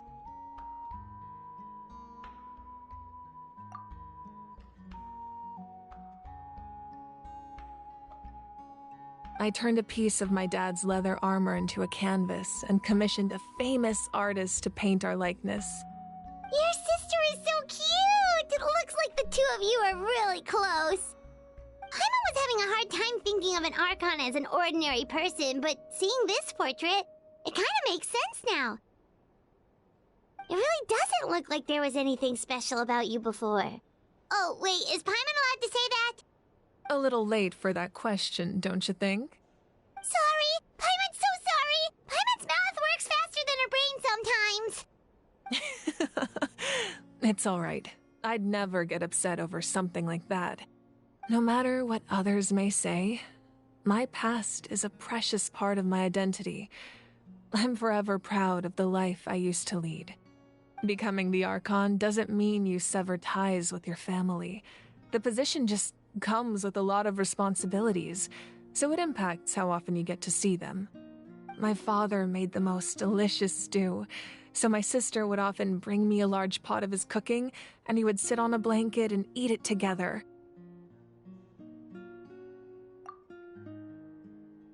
One time, we didn't close the door securely, and the saurians we were raising ran into the room and knocked over the entire pot. My sister immediately burst into tears. The two troublemakers were going for the meat, but when they saw my sister's distress, they froze on the spot. I still remember the way they laid there, sulking like a pair of children, even after making such a mess. It was frustrating, but in the end, all I could do was comfort my sister and move on. Wow.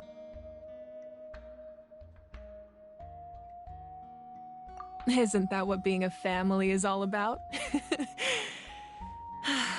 I think about that story a lot, actually. As the Archon, I made a vow to defend this nation, and experiences like that, they remind me exactly what I'm trying to protect. Well, what happened after that? This portrait looks pretty old. Your sister must be all grown up by now, right? I believe she ended up working as an architect and artist. She built many houses and crafted many beautiful works of art. Anyway, that's enough about me. Now that the powder is settled, we can begin. Ian-san, Mulani, Chaska, over here, please. Place the ancient name up there, and then we'll begin.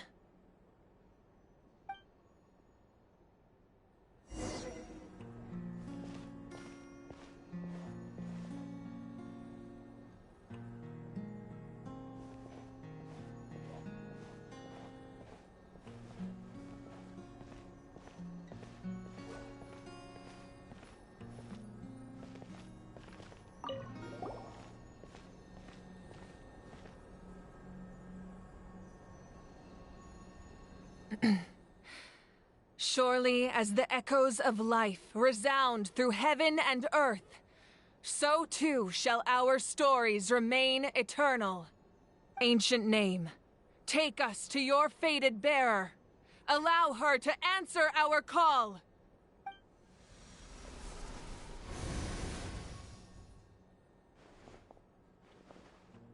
Am I hallucinating again? Kachina, are you okay? Huh?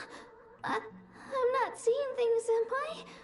Is the Abyss playing tricks on me again?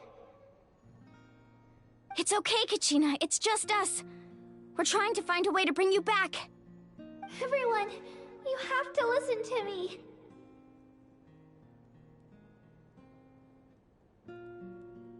I've been investigating the Night Kingdom this entire time, and I figured out what's wrong. The Wyab is being affected by the Abyss. I was waiting for the Wyab to send me back, but then this really strong monster came in and it almost killed me.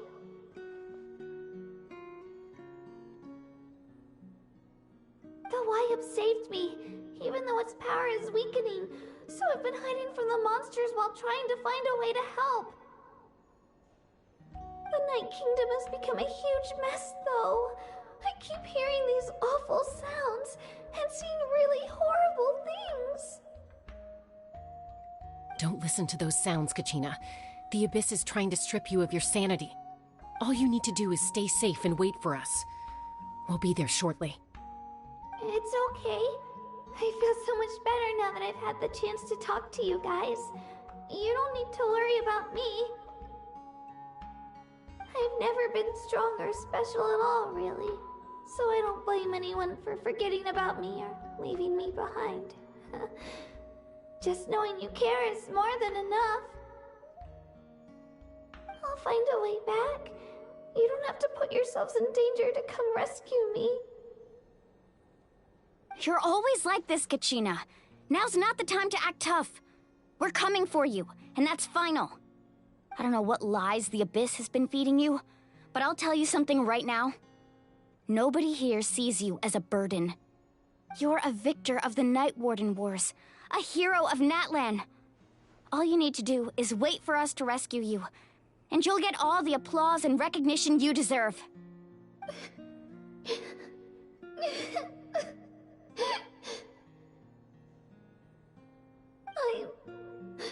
I'm really scared. Everything's so dark and creepy here.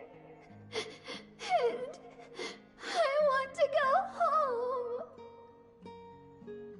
Still, I don't want you to put yourselves in danger because of me. I don't want to hold anyone back ever again. All you need to do is place your trust in us, just like you always have. No one fights alone. We're not leaving you behind. Not ever. Yeah, we're so close. We can't call it quits now. Thank you. Be careful. Looks like we've lost contact. Now comes the most dangerous part. You have to traverse the Night Kingdom in your physical form. This entrance to the Night Kingdom was left behind after an abyssal invasion. Even a brief amount of time inside could expose you to corrosion. I know. I'm prepared for that possibility. All right. Then I wish you all the best. I'll tell Koichi to be ready just in case. She's very experienced in dealing with abyssal corruption. That face you just made. Don't tell me you two got into another argument. No, I just feel bad for creating more work for her. I'll go with them too, Archon. The more people, the stronger the party. Thank you so much for your help, everyone. It really means a lot that you're willing to brave these dangers with me. And there's no time to lose, so let's get going. Now that I've lost my power, I won't be able to provide much practical support. But I can still keep an eye on the situation from here. Eon-san, I know it's unlikely, but if you encounter a situation you can't handle... That won't happen. I hope not.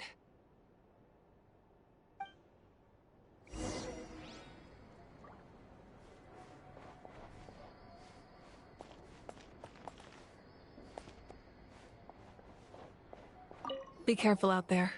I'll observe the situation from here.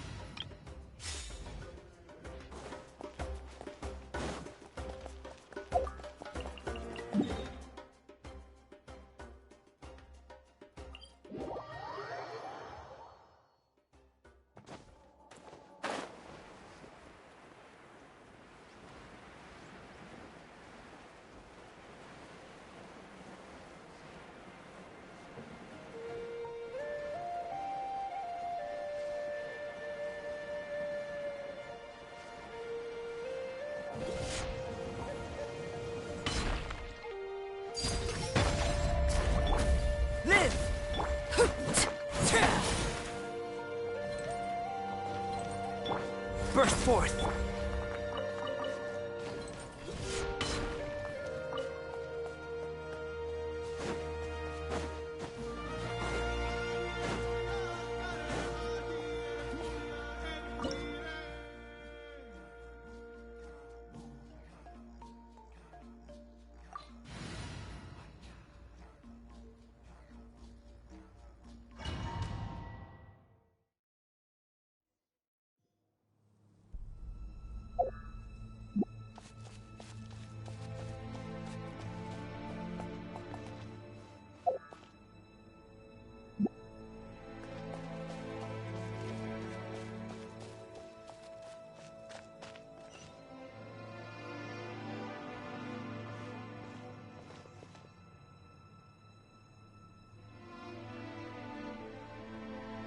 So we're underneath Natlan right now? It looks nothing like Paimon was imagining. That's because in the distant past, Natlan was home to an incredibly advanced civilization ruled by dragons. Humans only established their own society after the fall of the dragons. So these are Saurian ruins?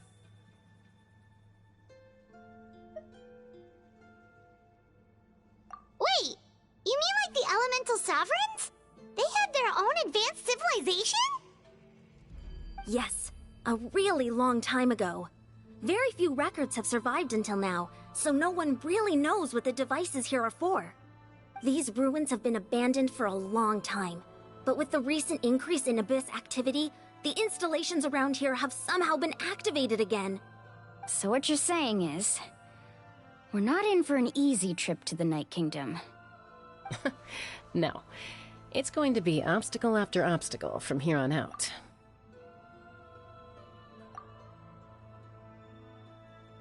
Why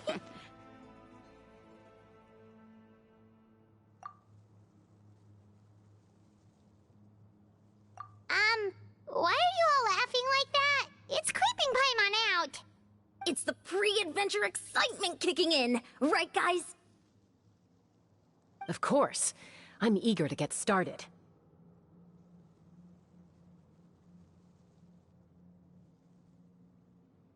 Then let's go. We won't let anything stand in our way.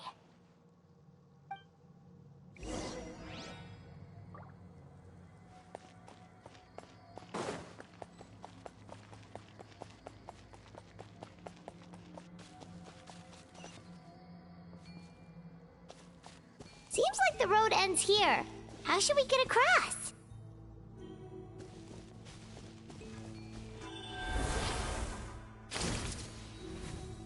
As a professional trainer, I think you could stand to build up your endurance, Paimon. Professional trainer? Paimon thought you were a warrior from the Collective of Planning. Well, that goes without saying. But I actually work as a sports coach. I provide professional guidance for many of Natlan's popular sports. And I don't just mean physical training. I design nutrition plans as well. Ah, so basically no sugar, no soft drinks, no grilled meat. Yeah, we'll be here all day if you list them out one by one. It's much faster to just focus on what's good for you. Such as? Vegetable juice. Want some? You know, Ian-san, Paimon feels like the two of us might not see eye to eye.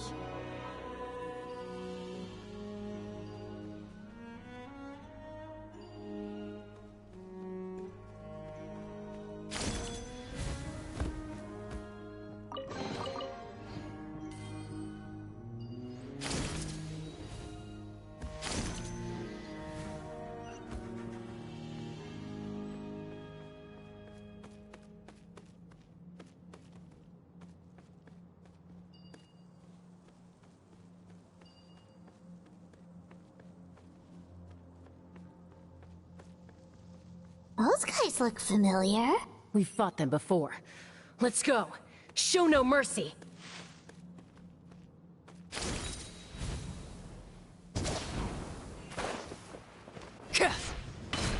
Come into being. Illusion shattered.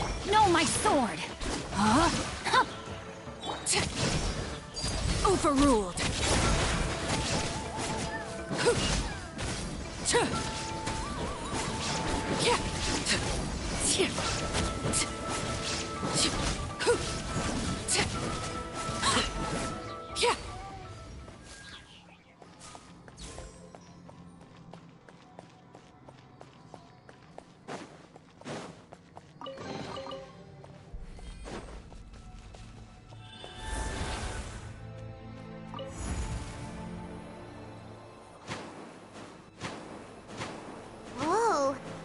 place we need to go seems really high up.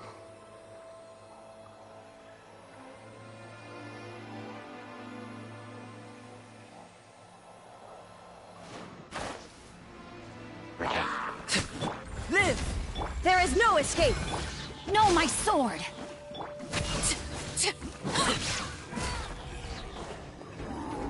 Transfix! Let me weave you a blade.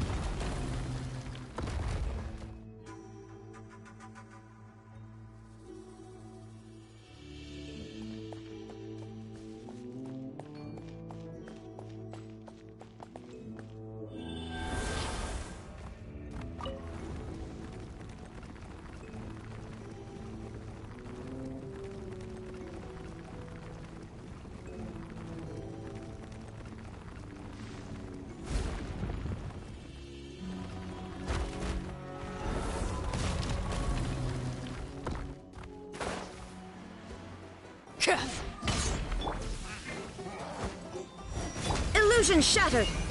Huh? Rain outlines your fate. Laid bare.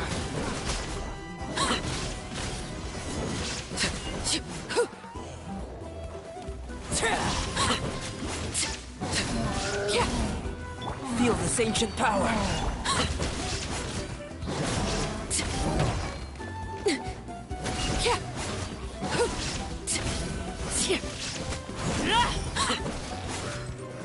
There is no escape! Burst forth. No, my sword! Overruled.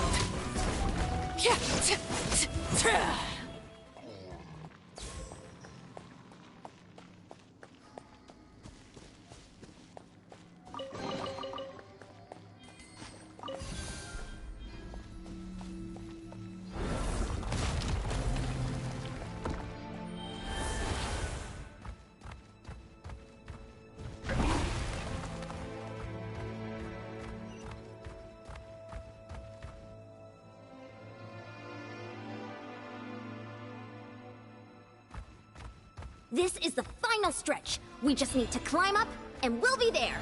Nothing to it. Easy for you to say.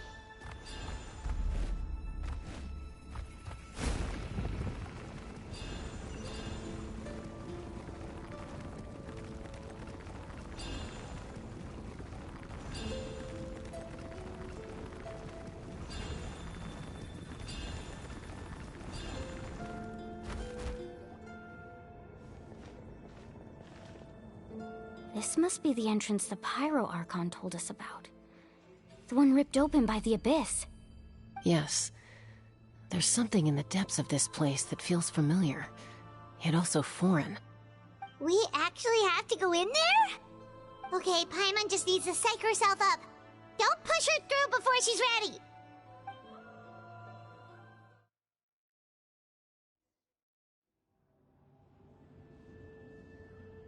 Hey! You don't have to drag Paimon! You're pulling too hard!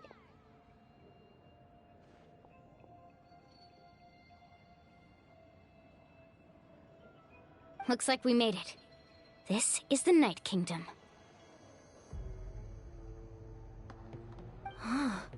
It looks so different from what I imagined in the stories. That overflow of energy is probably what trapped Kachina here in the first place. From this point forward, everything we know about the real world no longer applies. Anything can happen here. Paimon's more worried about how we're gonna make it out. We obviously can't go back the way we came. Do you see that patch of light on the ground? It's shining down from that fissure in the sky. Oh yeah, right in front of us. So that's coming from up there? Oh, it's so high up. Did we really fall that far down? Just like I said, our real-world knowledge doesn't apply here. We fell all this way, yet came out completely unscathed. If this was the real world, we'd have to climb our way back up to the entrance. But here, all we have to do is stand underneath the light and offer a prayer. That's it?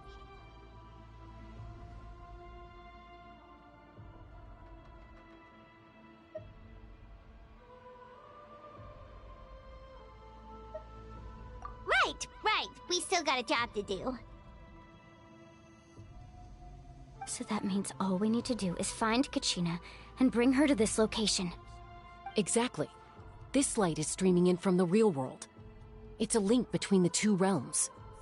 The terrain looks difficult to navigate, and the visibility's not great either. How are we supposed to find Kachina in these conditions? Yeah, these floating black things don't look super friendly either. Those are all manifestations of abyssal power. Be careful. Ghost! A talking ghost! Calm down, I'm here to help. You're the ones who helped Vichama, right?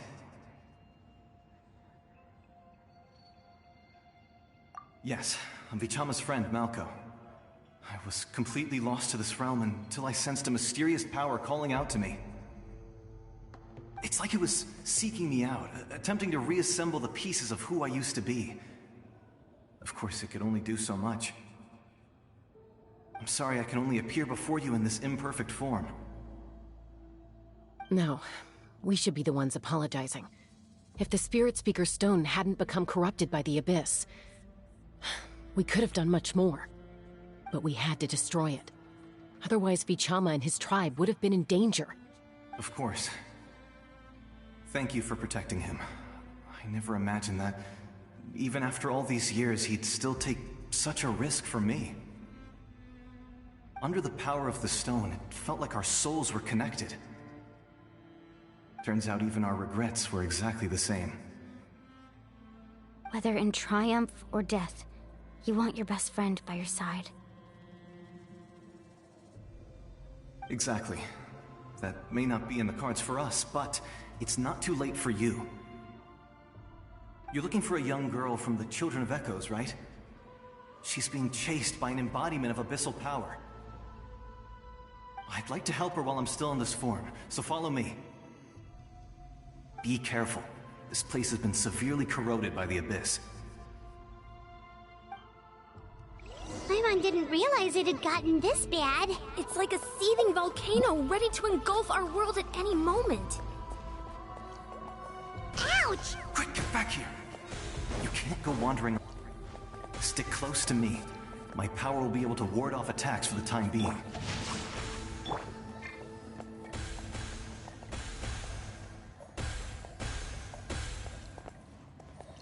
We won't be able to keep this up. Let's try another route. This way.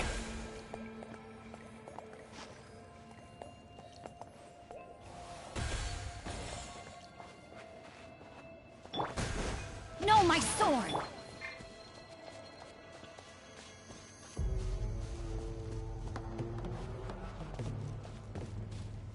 Not good. More monsters. We shouldn't waste our time on them.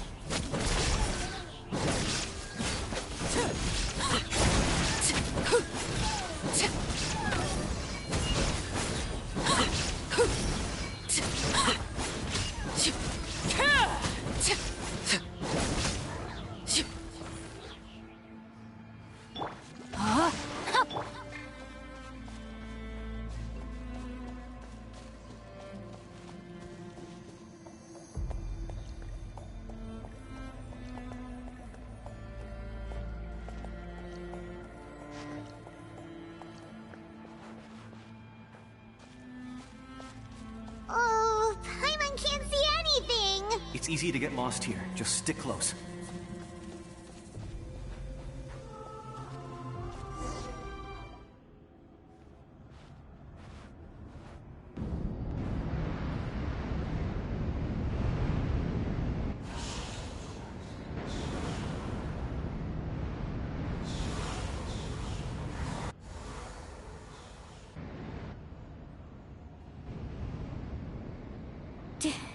Did you hear that?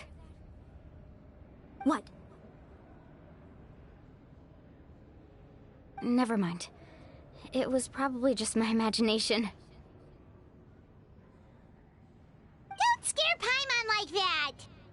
I heard it too. It was a voice from the abyss. What did it say? Doesn't matter. It certainly doesn't harbor good intentions.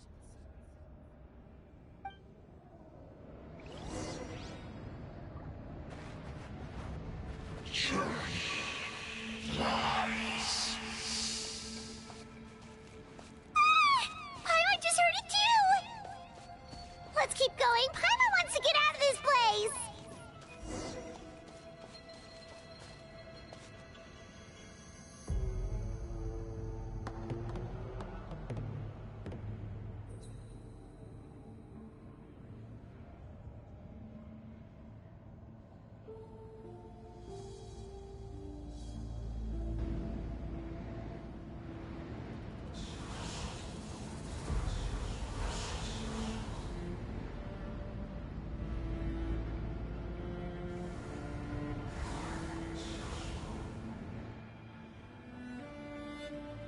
We're here, Kachina!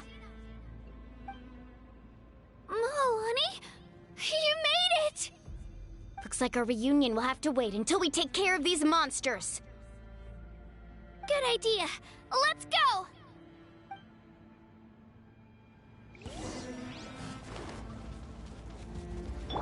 Live! Shine down! Rain Cutter! Shabam!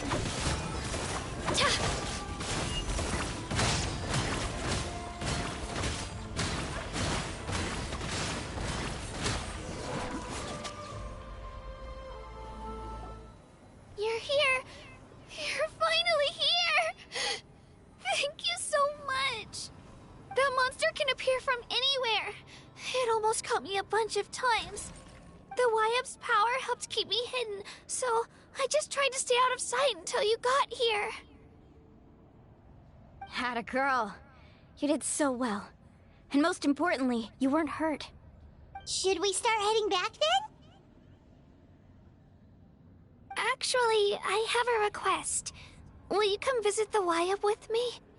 I can't exactly put it into words, but something's wrong with the Ode of Resurrection. And I know it has something to do with the contamination from the Abyss. That was the Pyro Archon's theory as well. Everything we've seen here certainly seems to back it up. In the Night Kingdom, there are 6 main totem poles representing the Wyab of each tribe. You can think of them like the body of each Wyab. Additional totem poles, like the ones around here, serve as proxies to which the Wyab can extend their consciousness. There are countless proxies scattered around the Night Kingdom. Through them, the Wyab can extend their consciousness over the entire realm and track down souls no matter where they roam. But if a proxy were to become severely contaminated, then a soul could become lost within the Night Kingdom. Judging by the current situation, I don't think we're dealing with just one contaminated proxy. Even if we could drive back the abyssal power from one of them, that probably wouldn't even put a dent in the problem. Still, we can't just leave the Wyab to suffer. It's protected me this whole time.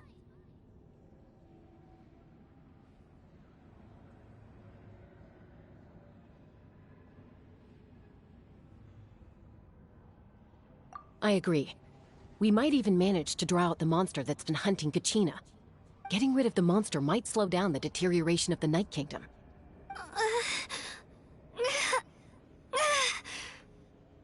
Kachina? What's wrong? Nothing. Just a headache.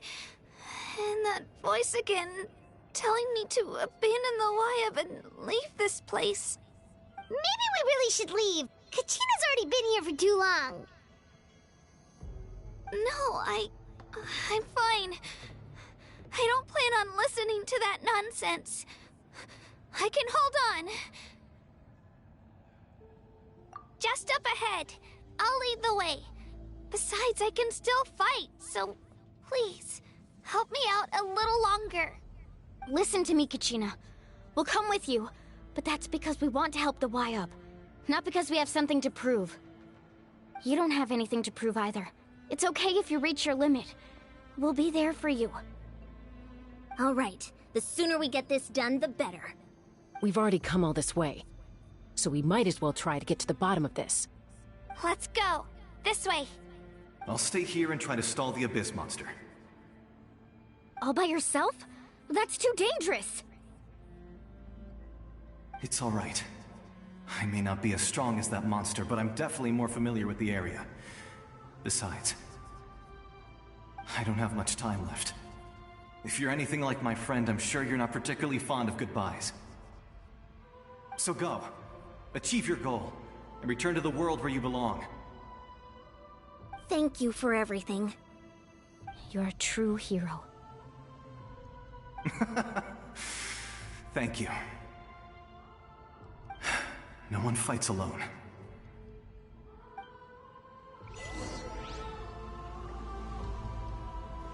Does your head still hurt? Let me help you walk. I'm fine. You should know I'm made of stronger stuff than that.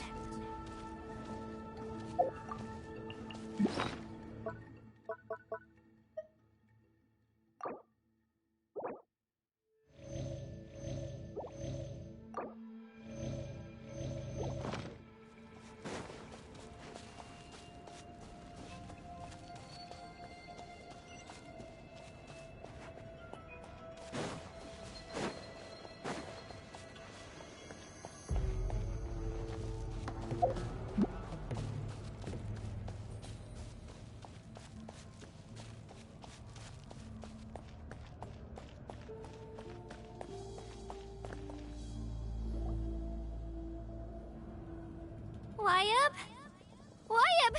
I'm back! My friends and I are here to heal you. Wyabb? Can you hear me? Wyabb?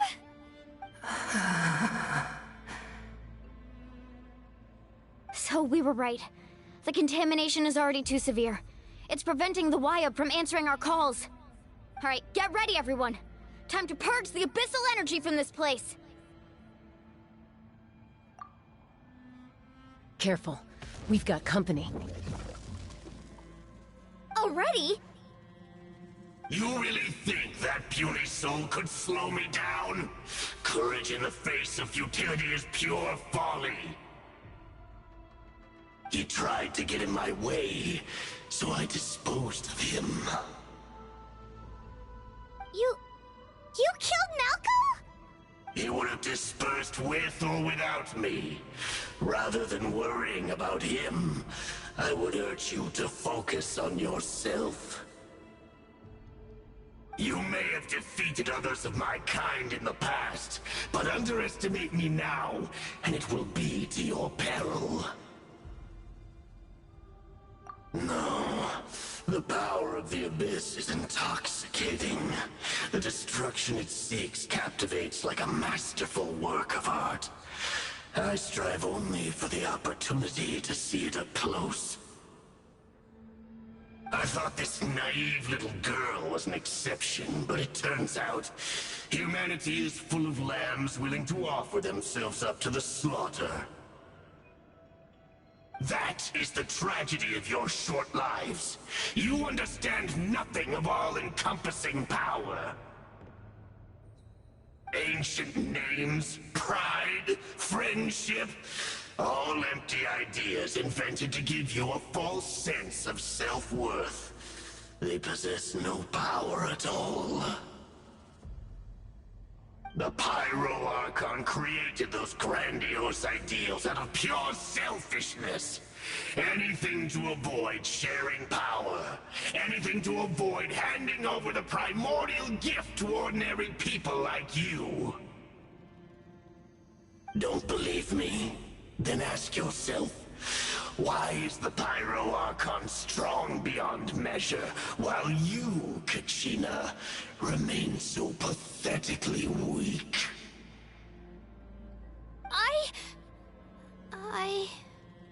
Kachina! Give me your hand.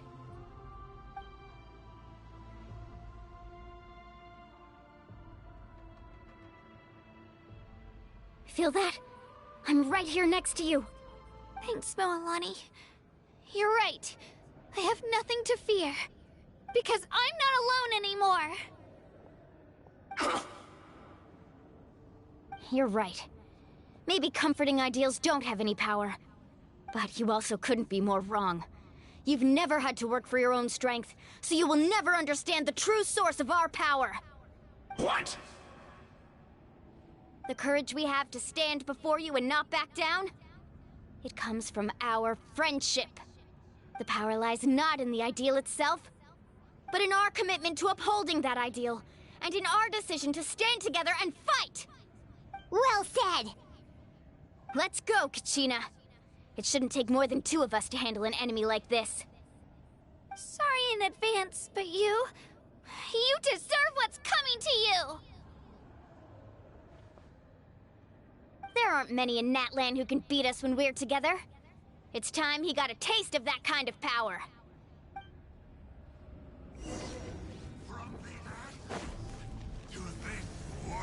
Right here!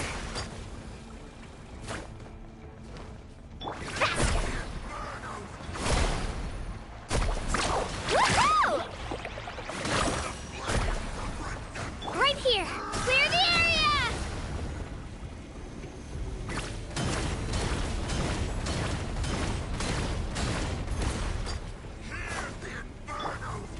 Catch an epic wave! Whoosh!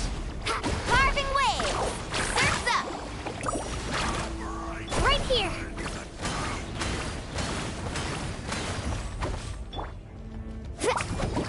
Ho! Ho!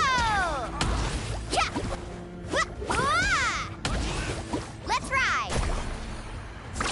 Amazing!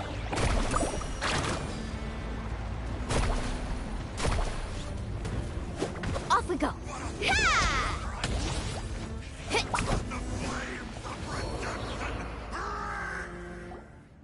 We won! We actually won!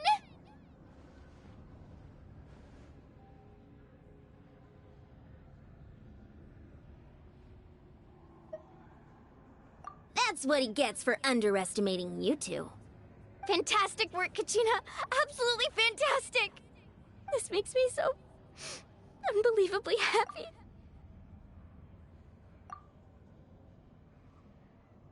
I'm happy too, Mualani. Together we really are unstoppable.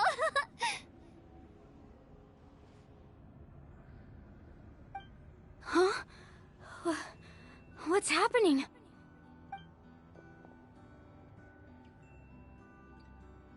My ancient name is glowing? But I thought I didn't bring it with me. It's probably a projection from the real world. But that doesn't explain why it's glowing all of a sudden. Wait, does that mean you're...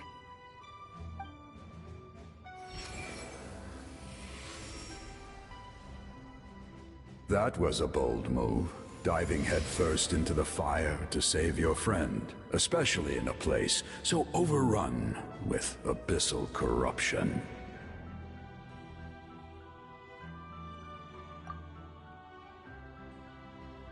Still, seeing you pull it off was really something. Everything you said was exactly right. As isolated individuals, we stand no chance against the power of the Abyss. It took years' worth of scars and lots of unnecessary suffering for me to understand that for myself. The Pyro Archon's plan will unite us as one. Everyone has a part to play. Only then will we have the power to defeat the strongest of foes. Who are you? Tupac, a warrior from the people of the Springs. I fought against the Abyss during the invasion 500 years ago.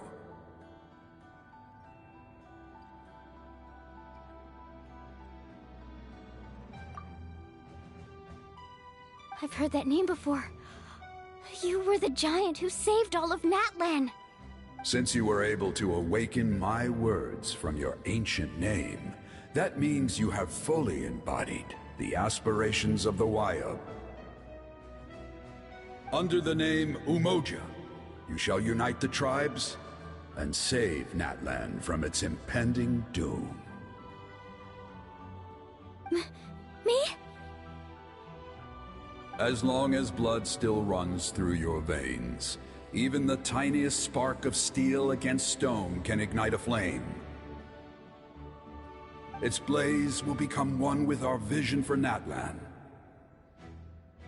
Even amid everlasting darkness, our bonds remain eternal.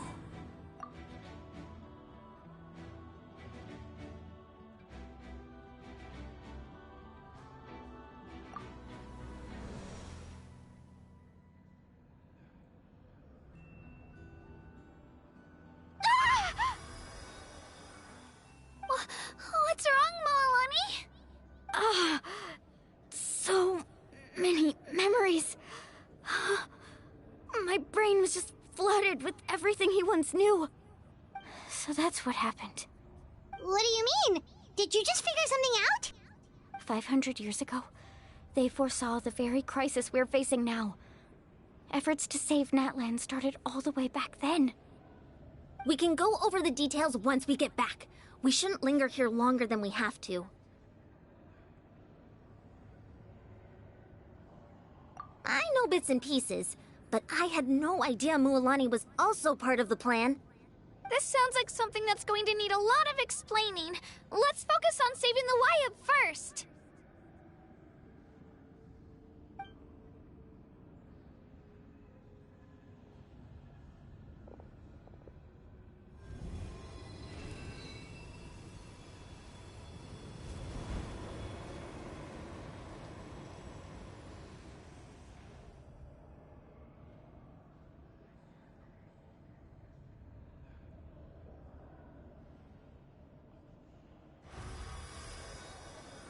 Okay, that should be enough.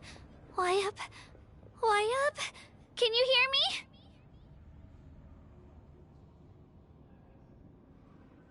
I hear your voice, Kachina, my dear child. Great. Well then, I'm afraid it's time to say goodbye. I just wanted to make sure you were okay before we leave, but we can't afford to stay here any longer. I was going to ask why you bestowed an ancient name upon someone like me, but it's okay. I'll keep searching within myself for the answer. I'll never stop trying to improve my strength. One day, I'll live up to the hero you saw in me. You are already an outstanding child in my eyes, Kachina. No matter what happens. Huh? You are all my most beloved children. It has always been my honor to protect and nurture you. Your ancient name is just that. A name. Much like your parents chose to name you Kachina, I also gave you a name, but it need not define you. Focus on who you want to be. You are already worthy of your name. Now, you need only devote yourself to becoming a better you. The story of your ancient name is for you to continue. Just like your parents, my love for you will never change, no matter what the future holds.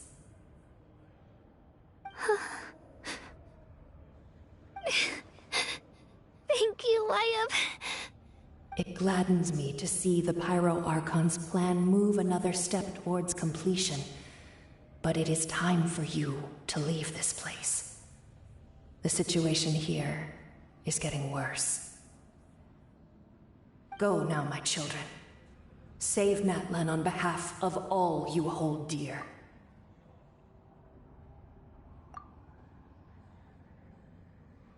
I know we've never met before, Wyatt, but I just wanted to say thank you for encouraging Kachina. It was exactly what she needed to hear. Whoa! What's going on? An earthquake? We're out of time. It's the power of the Abyss. Quick, we need to run!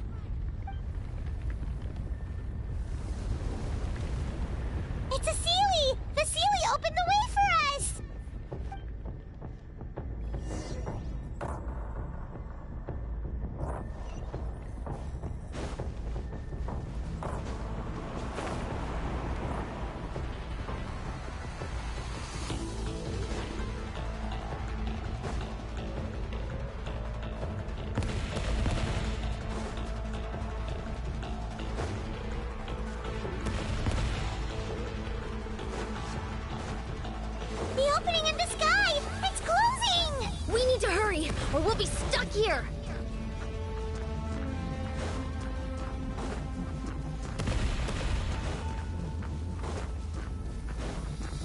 Watch out for the falling rocks! Quick, through the middle!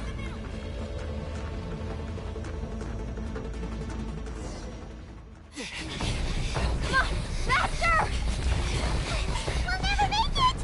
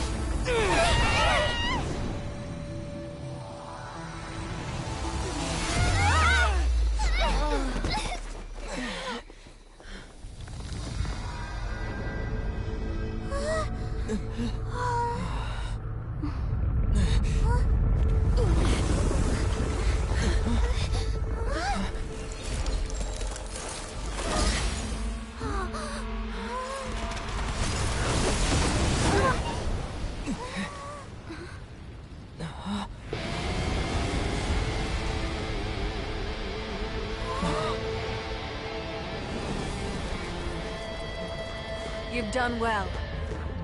Now come home.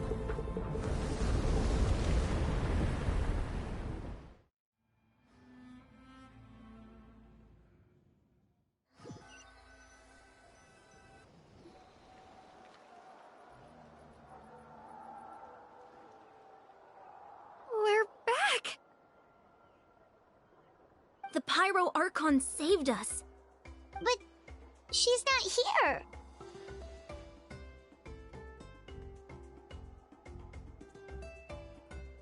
Yeah, didn't she say she used it all up? She's still in the Speaker's Chamber. What we saw in the Night Kingdom was just her consciousness. So you're saying her consciousness did all that? Every great display of power comes at a price.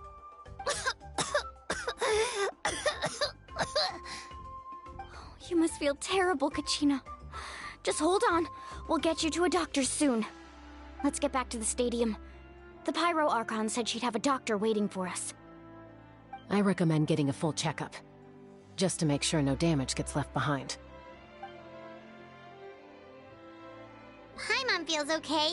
What about you, Traveler?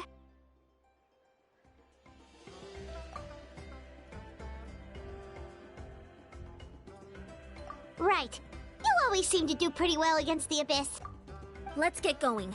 We need to share what we learned in the Night Kingdom as well. Right. The Wyatt mentioned something about the Pyro Archon's plan. What is it exactly? I'll let her explain everything. We're all a part of the plan now. Every move we make from here on out will decide Natlan's ultimate fate.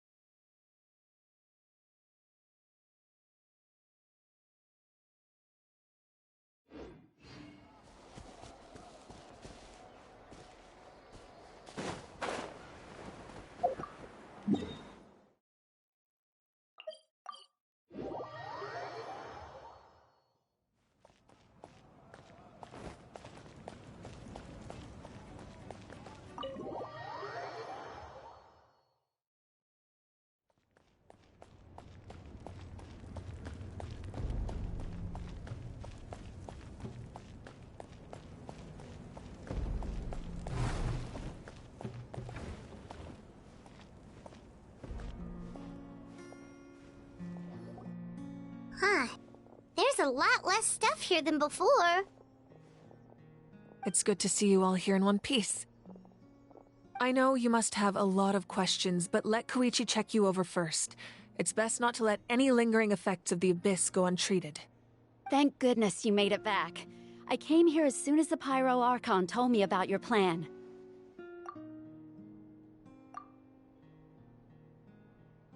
Take a seat, everybody. I'll examine you one by one.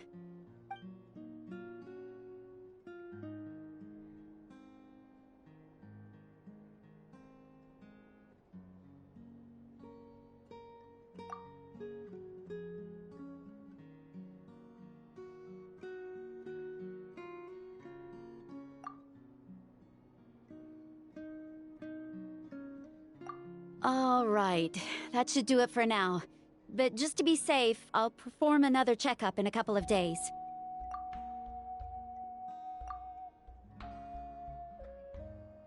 I have to say, though, I've never seen anyone react to the Abyss like you, Traveler. It's like you're completely immune to its power. He always has been special like that. He can even purify its power. Wait, now that you mention it, Paimon doesn't think she's affected either.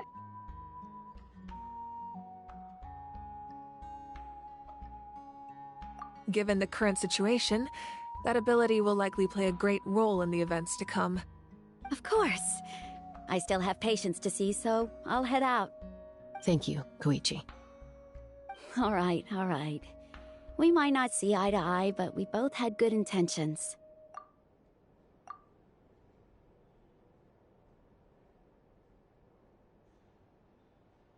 Just give it time. I'm sure we'll figure things out between us one day. Yeah.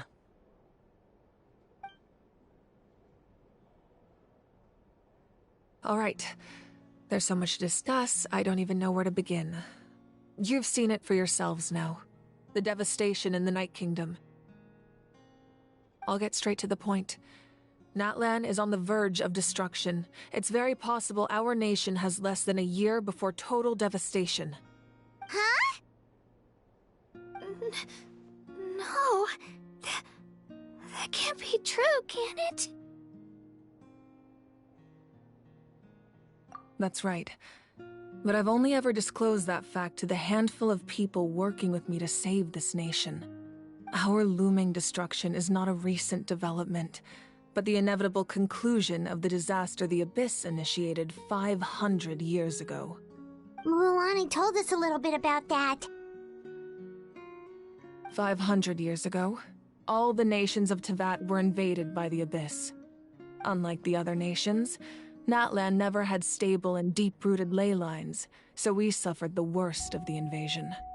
The battle against the Abyss was exceedingly long and brutal. In the end, victory came at the cost of our civilization and countless lives.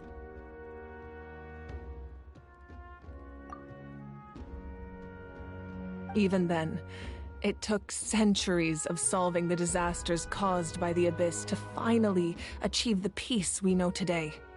And still, this is but a superficial victory. The forces of the Abyss have merely been driven back underground. Their threat to Natlan remains as real as ever. I'd never have guessed. The problems plaguing the Night Kingdom are all the more complicated because that realm is essentially functioning as Natlan's ley lines. Immediately after the war, our calculations estimated that we would have a maximum of 500 years before the Night Kingdom was completely lost to the Abyss. But at that time, we were a nation of the destitute. Our people no longer believed in victory, nor did they hold hope for the future. Our civilization was dying, our faith crumbling, and the line of power passed down from the Wayab nearly severed. If we didn't bring the nation back together, it would be foolish to even dream of defeating the Abyss in the future. So, the Archon had a long and involved discussion with the heroes of each tribe, and finally came up with a 500-year-long plan to save Natlan. So that's what happened. After finding Kachina, I encountered a strange figure who gave me a series of new memories. Since the plan was mentioned in those memories, I guess I've been chosen to play an important role in it. But there's still something I don't understand. Those memories showed me the Pyro Archon from back then. And it was you. Huh? But that doesn't make any sense. The Pyro Archon is supposed to be human. It's impossible for a human to live that long. That's right. The hardest thing for humans to overcome has always been time. or rather, the natural limitations of our lifespan. A god can extend a human's life by using a certain amount of divine power, or subjecting them to a curse. But, as we all know, Natlan doesn't have gods like that. We can only rely on our own methods. A human life is like a flame destined to be extinguished. 500 years ago, I placed my life within the sacred flame. Only by dying before my time could I have the chance to wake up again. So, in other words, this is your second life?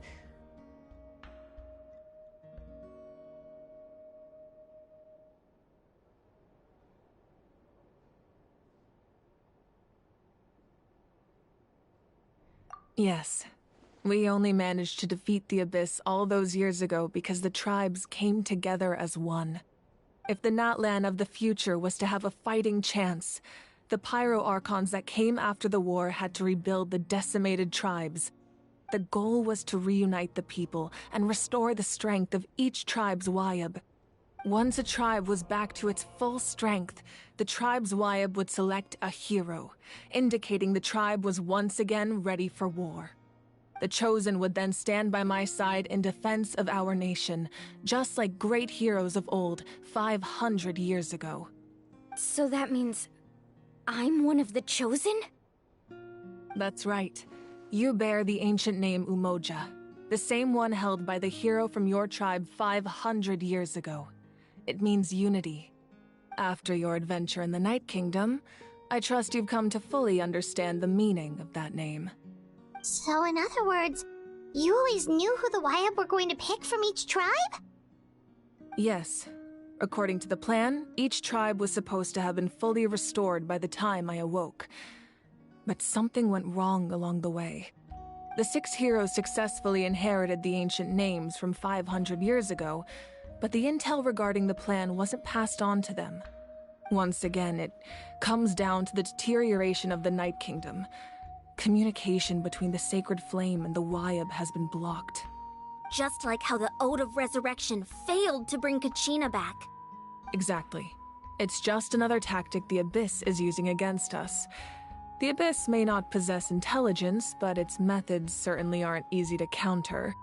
If we want to unblock that information from being passed on, my presence alone isn't enough. The ancient name-bearer must establish a greater connection to their name. So, I've tried my best to help them from the sidelines. Currently, Shalonin of the Children of Echoes, Kinich of the Scions of the Canopy, and Iansan of the Collective of Plenty have all been acknowledged by their names.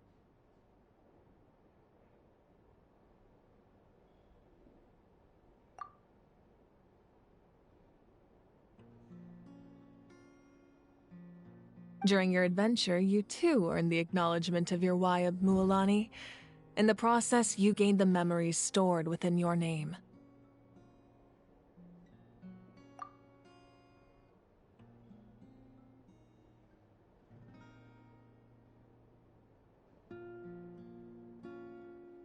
But we have less than a year!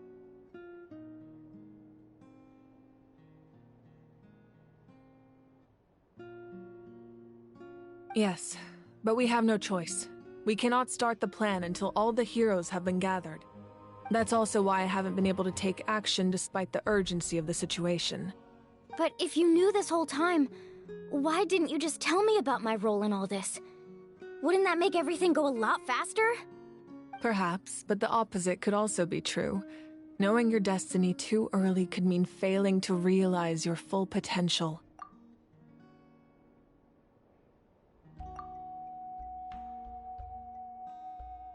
Just like your determination to save Kachina, I hope your commitment to this endeavor comes from your own strength of will, rather than a sense of obligation. So I suppose you're not going to tell us who the final 2 heroes are then? That's right. Their time is yet to come. Putting pressure on them beforehand will only hinder their development. I can only trust in the judgment of the Wyab. I have never believed I could solve this crisis alone. In fact, it was precisely because I chose to trust and rely on others that we managed to get this far. Natlan's salvation lies not in its Archon or any singular individual, but in us all. You're quite perceptive, aren't you? I thought I might get away with avoiding the topic. Huh? Oh, right! All of the stuff you stored here before, where did it all go? Even though I sacrificed my power, I still needed a contingency plan to ensure you would make it back from the Night Kingdom. After all, I was the one who allowed you to take that risk, and Mualani has an important role to play in my plan. In addition to their sentimental value, the items I stored here held a much more important purpose: fuel. Fuel? Ah, so back then, that's why you... Yes. The stories embodied by those items are certainly important, but there's an even more significant trait they all share. Every item belonged to a hero of Natlan. Over time, they became imbued with a certain amount of contending fire from being carried in battle. On their own, each item's power is limited, but together their combined effect can prove quite useful in a dire situation. By burning those items, I was able to activate the contending fire stored within them to open the boundary between the two worlds. It was a rather crude approach, so all their power was depleted in an instant, as you can see. But weren't they all precious treasures? What about their stories? That's exactly why I dragged you all here. No matter what, I never wanted the Pyro Archon to have to use that power. Oh, I'm so sorry. You have nothing to be sorry for. You all deserve my thanks, actually. If you hadn't saved the totem pole, that area of the Night Kingdom would have been forever lost to the Abyss. And then, it would only be a matter of time before the Children of Echoes was met with disaster. Besides, when those heroes entrusted their belongings to me, or the Pyro Archon of their time, it was out of a desire to contribute to Natlan's survival. If they knew those items helped save the present-day heroes of Natlan, they would not mourn their loss. Even when you put it that way, I still feel bad. There's no need. Remember what I told you about time? The people and the events of the past are never truly lost to us. We simply carry them with us in a different form. In that sense, we didn't lose anything at all. If you still have regrets, let them fuel your resolve in the battles to come. Your deeds will become new legends and nurture new forms of power just like the items once stored here. Well, we'd still like to return the favor. Well, if that's the case, just treat me to a drink sometime. Now that Kachina has returned, we can finally hold the victory feast and celebrate your team's triumph in the Night Warden Wars. And we could all use the rest, that's for sure. Plus, you'll be able to silence everyone who doubted you once and for all, Kachina. Still, now that I know the danger we're facing, having a victory feast doesn't feel right. Try not to let it get to you. It's important to stay calm. Worrying about it will only affect your judgment. All right, you should head out. I'll join you in a bit.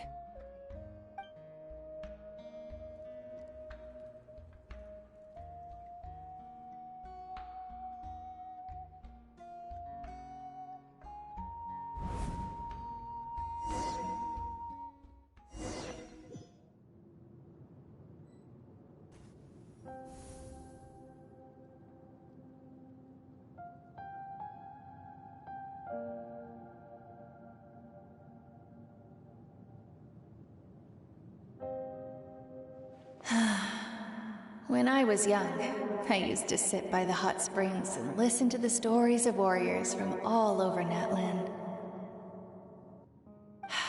They attract people from all walks of life. Friends come easy here, no matter what tribe you're from.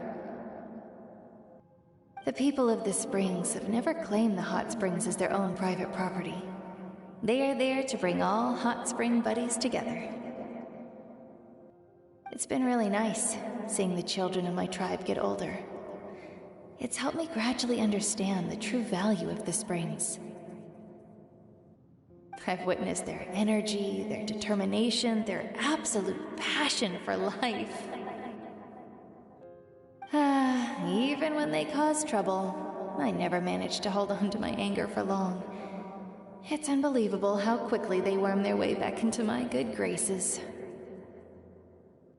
I'm certain Mualani will become a great warrior when she grows up. She possesses infinite potential. I can see it.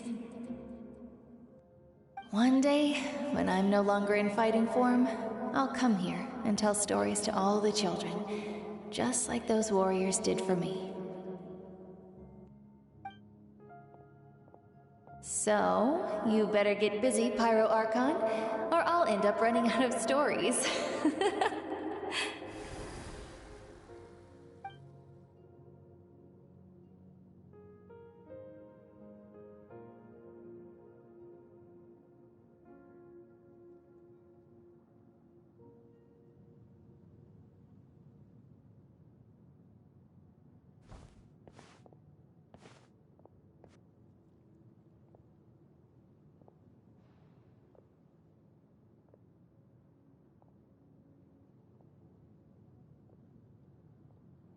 Our nation is engulfed in darkness. Our tribes stand divided, and yet you promise victory in the distant future. The Abyss is a cunning enemy, one that I faced in battle many times. Were that not the case, I would never understand exercising this degree of caution. My rage will never know absolution, and my power will no longer aid you in victory. But you came to me because you knew you could convince me with just a single sentence. I understand your choice. The heroes of today will forge the path ahead with blood and fire. Just remember to earn us the victory we are owed. Otherwise, rest assured, I'll find a way to collect the debt. For Natlan.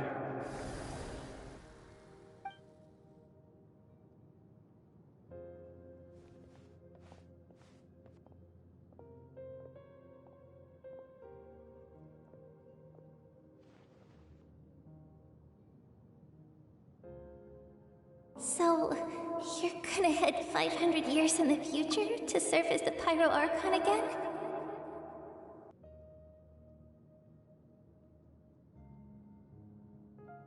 But what about the you from right now? You're just gonna die?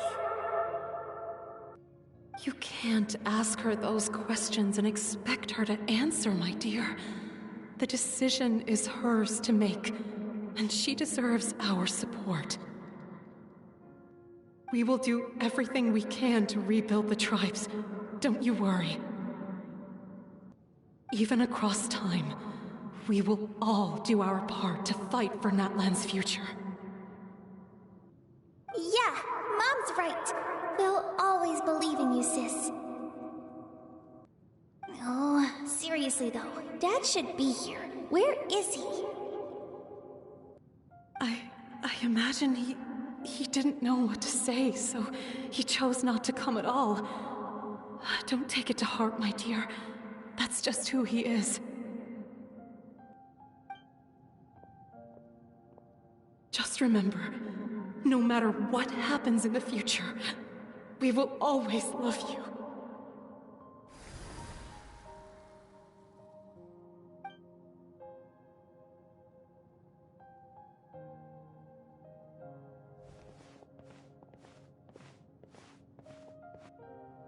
I'll come find you one day.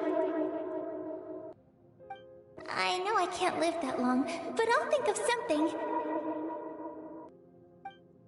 There has to be a way for us to meet again one day. If there's an answer out there somewhere, I'm gonna find it. So, don't forget about me.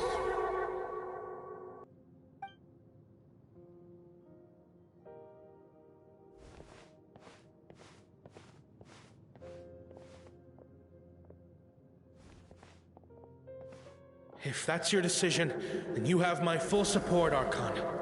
May our children live to see such a lovely son. For Natlan!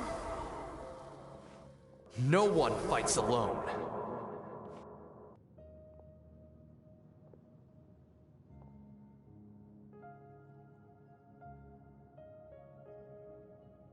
The rules are my legacy. They shall grant us the strength to overcome the next tragedy.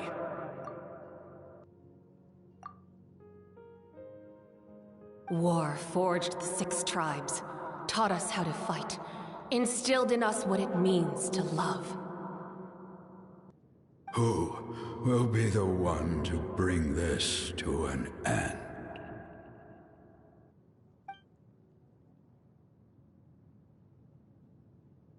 We are the inheritors of memory and legend. Those who grew alongside sun and wind. Those who forged our own destiny and future. That is Natlan's fire. The lifeblood of our nation.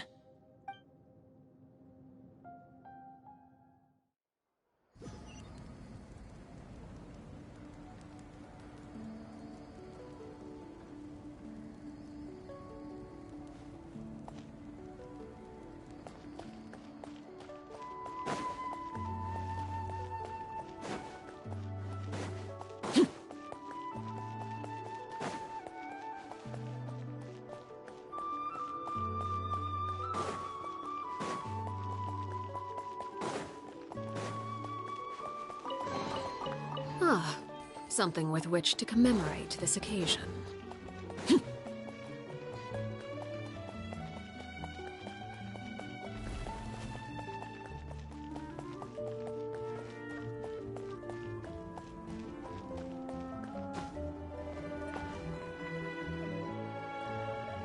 Hey, Koichi! You here for the victory feast too? Oh, no. I knew Chaska would be here, so I just came to deliver some medicine. I was about to leave, actually. But no, it's not that I don't want to celebrate Kachina and the others. I'm so glad she made it back. It's just...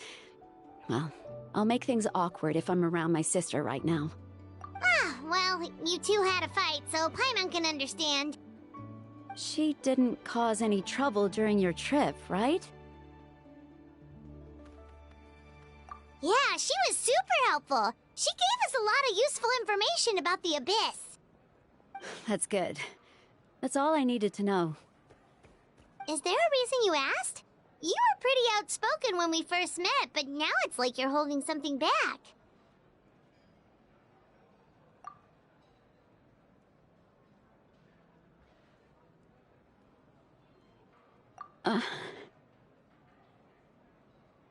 Maybe it seemed unreasonable, picking that fight with her before you left, but I did it for a reason. Her impulse to fight is extremely strong. Her mental strength helps her rein it in, but she still loses control sometimes. I had no idea what you might face in the Night Kingdom, so I didn't want to take any chances. So what you're saying is...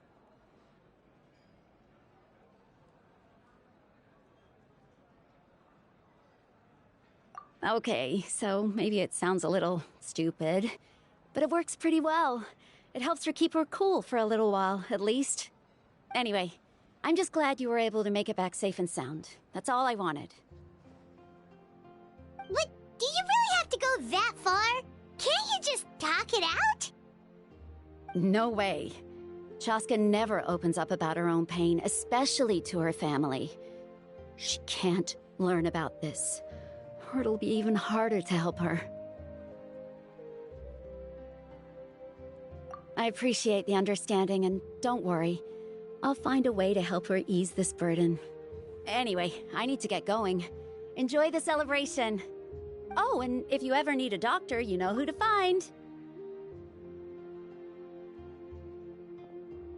Huh. Who would have thought there was a deeper reason behind their arguing?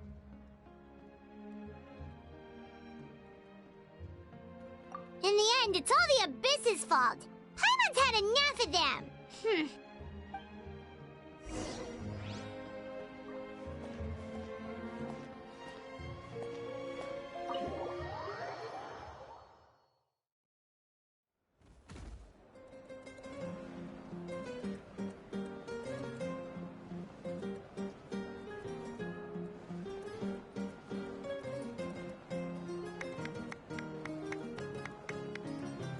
Let's give a huge round of applause to our brave young warrior, Kachina!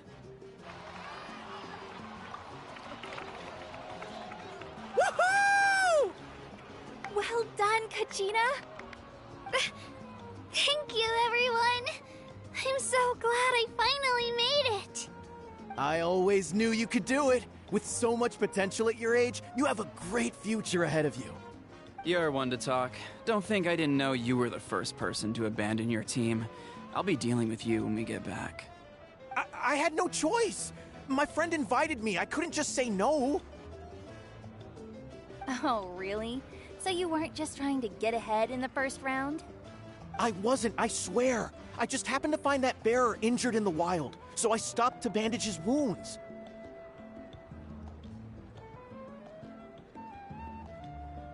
When he insisted on repaying the favor, what was I supposed to do? I'm just one person. I figured Kachina would have no trouble replacing me. But the fact of the matter is that after your departure, everyone else started thinking about swapping teams too. I'm really sorry, Kachina. It was wrong of us to abandon you like that. It's amazing that you still made it all the way through to the Night Warden Wars. That's the highest honor. So, what about you guys? Did you make it far? Our team captain drank too much the night before the competition and turned up late to the stadium on the day. We got disqualified.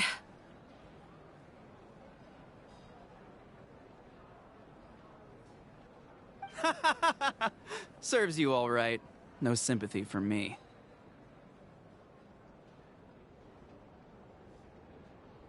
All right. There's no need to be like that, Uncle Pakal. Dear friends, I'd like to say a few words. Firstly, I'm grateful to my friends and our great Archon for helping to bring me back. This traveler and his companion Paimon are some of the strongest people I've ever met. If they were allowed to participate in the pilgrimage, I have no doubt that they'd win the whole thing. They've agreed to let me learn from them. With their help, I believe I can become even stronger still.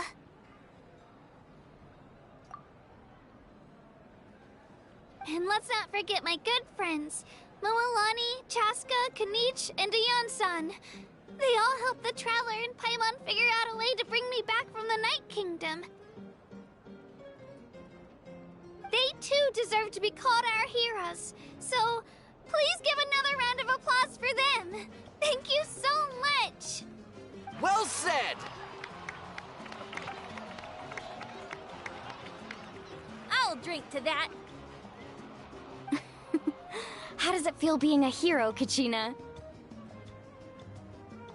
To be honest, it's a bit overwhelming. It all just feels so surreal. Well, you better get used to it. Next up, undefeated champion!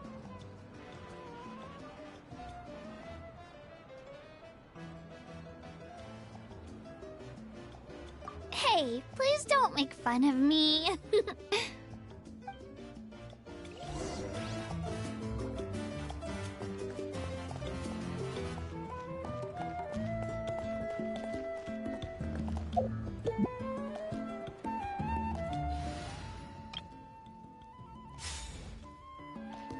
Hold that pose!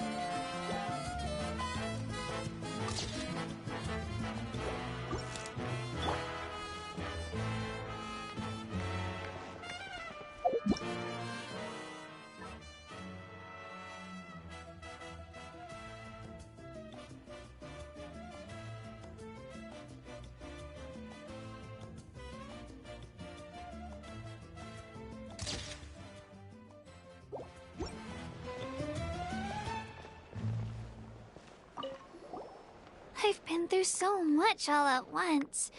Everything still kind of feels like a dream. Are you still feeling unwell? Nope, all better now. I told you I bounced back pretty quick, so don't worry about me. I bet you guys must be tired, though. Make sure you get some good rest tonight. You gotta recharge so you'll be in the mood to have fun.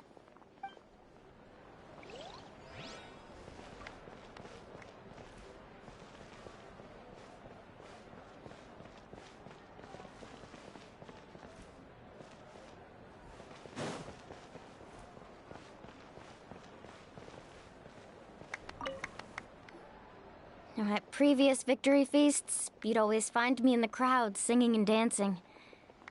But after what I found out today, it's too much. I'm still trying to process it. It does feel weird seeing you so out of sorts.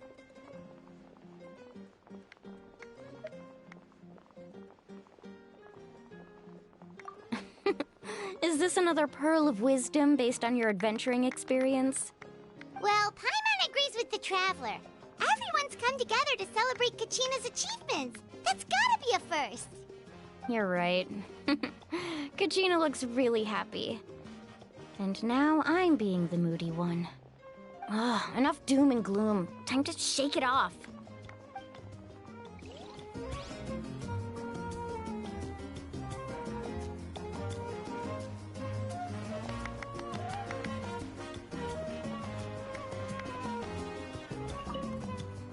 Alright, Kachina.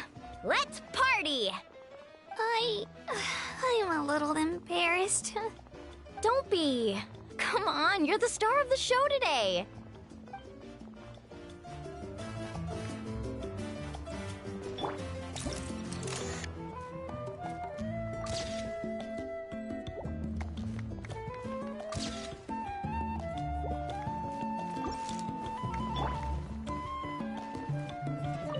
It cost us a lot, but we got Kachina back safely, and that's what matters. There'll be even tougher challenges coming our way in the days ahead, though. We'll have to train harder, make sure we're in peak condition. That includes you, Paimon. I can do a special one-off session to show you the ropes. Interested? No thanks.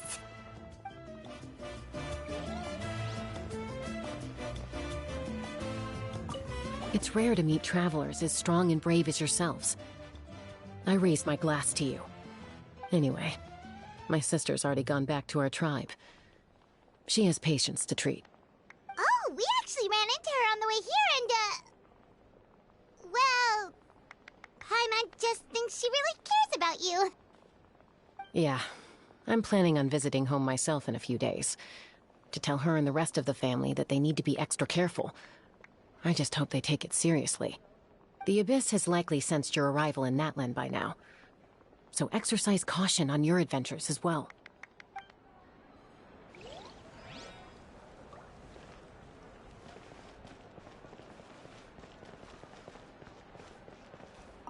My apologies. I knew more than I let on. Everything comes at a price, and most heroes aren't people who set out to become a hero. If you cling too tightly to your goal, you end up losing things that are far more precious. But in any case, we're now on the same page. I wonder how long before the two final heroes appear. From the Flower Feather Clan and the Masters of the Night Wind.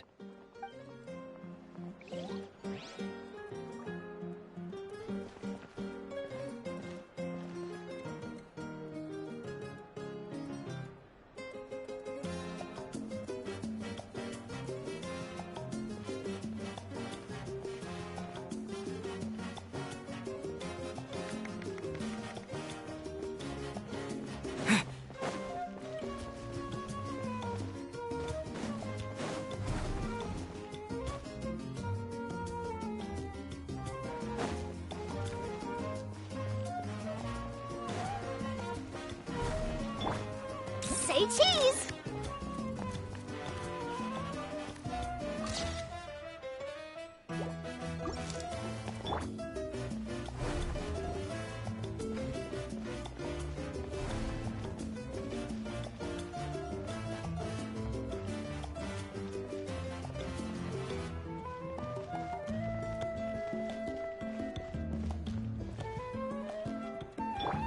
Smile!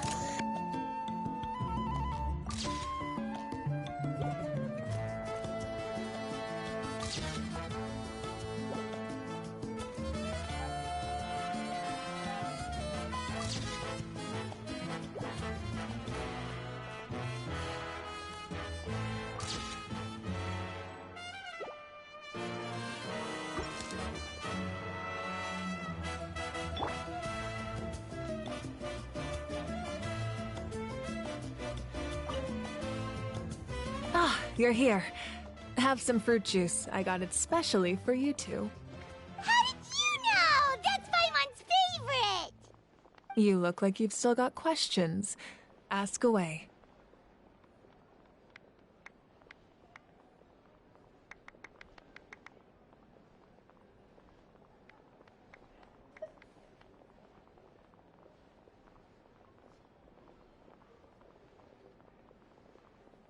Because they had their own lives to live. The thought of telling them, abandon your families and everyone you love, and come with me to the end of time, for in 500 years Natlan will be destroyed, it seemed too cruel. You could just as easily point out that everything in this world would come to an end eventually. But life is short, and beyond a point, it just doesn't seem real. Imagine if I said, let's leave right now, and go save the sun because it'll flame out in a few million years. It would sound quite ridiculous. I couldn't make them shoulder that burden with me. Besides, every generation will have its heroes, this one included. The plan could still work without them. Or, of course, without me. But since I was the one who came up with the plan, I felt duty-bound to see it through to the end. Paimon's suddenly remembering that portrait in your room. Was that your family from back then? Yes, it was. So when you asked me who my sister grew up to be, the truth is that very little information survives. From what I've been able to piece together, I can conclude with a reasonable degree of confidence that she ended up as an architect and artist. She played an instrumental role in rebuilding the scions of the Canopy tribe, designing and building many houses. But of course, none of her buildings are around anymore. Still, it was an impressive achievement, and I'm very proud of her. You feel loss keenly. It seems to stir up feelings of regret in you. But this is something I have long since come to terms with. This is a war, and there can be no war without loss.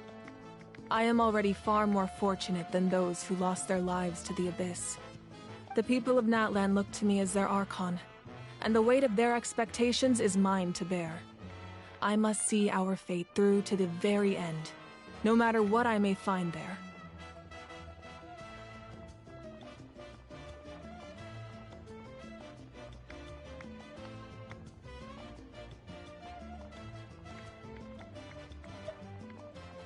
Yeah, doesn't that mean the way everything ends has already been written, including your plan? I suppose, but so what? Don't forget, time takes many forms. The past, present, and future coexist, and all are equally important. Even if the future ends in destruction, there's still no reason to give up on the here and now. And it's precisely because we humans cannot know our fate that we will never give up on our struggle. This is a pivotal moment. We are still 2 heroes short. Well, 3, to be precise. There's one further hero who I'm hoping to get on my side, whatever it takes. Your resistance to the corrupting power of the Abyss is truly remarkable. It would easily make you an all-important figure in the upcoming battle. If you agree to join us, you will not only gain my full support in your journey, but I will also forge a brand new ancient name for you. Ancient names can be forged? They can. Several strict conditions must be met, but if they couldn't be forged at all, then the number of them in circulation would have long dwindled to 0. Possessing an ancient name would mean that your adventures in Natlan are recorded in full. Your stories would be remembered by our people for all the years to come. The Ode of Resurrection may have temporarily lost its power, but still, take this as my personal guarantee that I shall never let you fall. Just like in the Night Kingdom, I will be there for you. That is a promise I will fulfill at all costs. This nation always honors its heroes.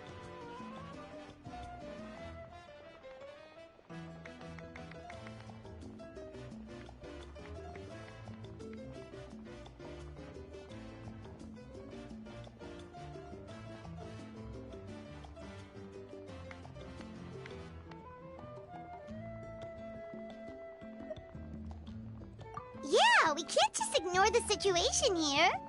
Wonderful. Then I'll reach out to Shilonen right away. She's the one who will forge the name. We've never forged an ancient name for an Outlander before, but I trust she'll find a way.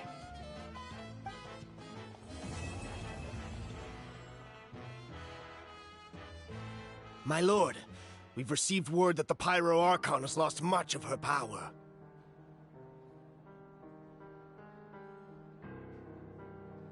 Although your injury complicates things, this is most certainly the opportune time to seize the Gnosis.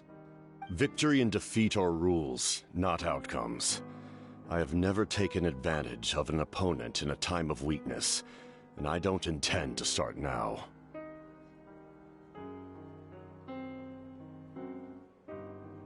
As for you, I must confess, I did not expect that little trick of yours to save the day.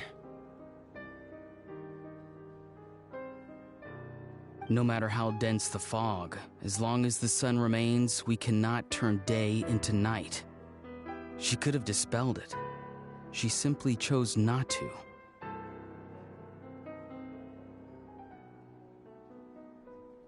You don't have much time, and you're injured on top of that. What do you plan to do next?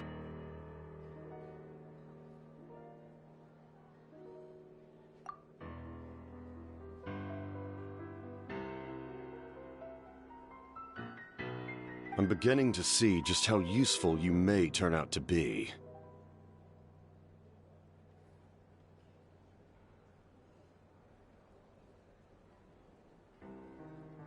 You heard something from here, didn't you?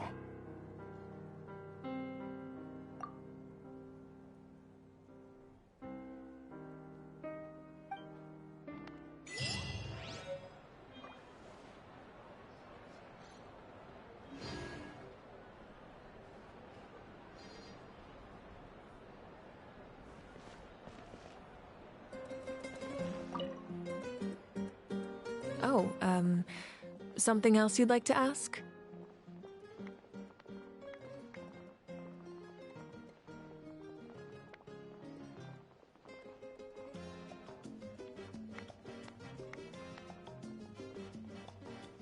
Well, our intel suggests he hasn't made any new movements yet. Although Kenichi's investigation helped us confirm that he's being aided by someone from the Masters of the Nightwind. I'm getting closer to narrowing down who that may be, but it's still unclear whether this person aided the captain out of willingness or coercion. If you learn anything about this during your adventures, please, let me know. Oh, something else you'd like to ask? The Abyss is the most formidable enemy in all of Teyvat. In the beginning, it took failure and tragedy to even begin to learn how to fight back. All of the methods you've seen in other nations were developed based on experience and insight passed down over generations. We know them to work, but few of us actually understand why. It's the same for the method we use here in Natlan. Ever since ancient times, elemental energy has been one of our most reliable weapons against the Abyss. As for the principles behind it, I'm afraid you might have to seek answers from someone older than the position of Pyro Archon itself. Oh, something else you'd like to ask?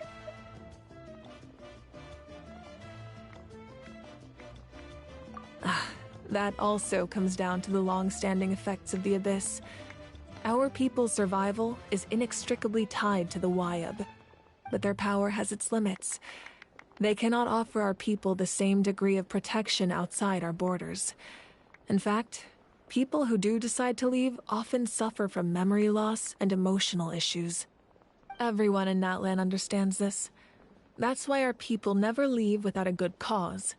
Even if someone is left with no choice, the chief of their tribe must seek approval with the Wyab to grant them leave.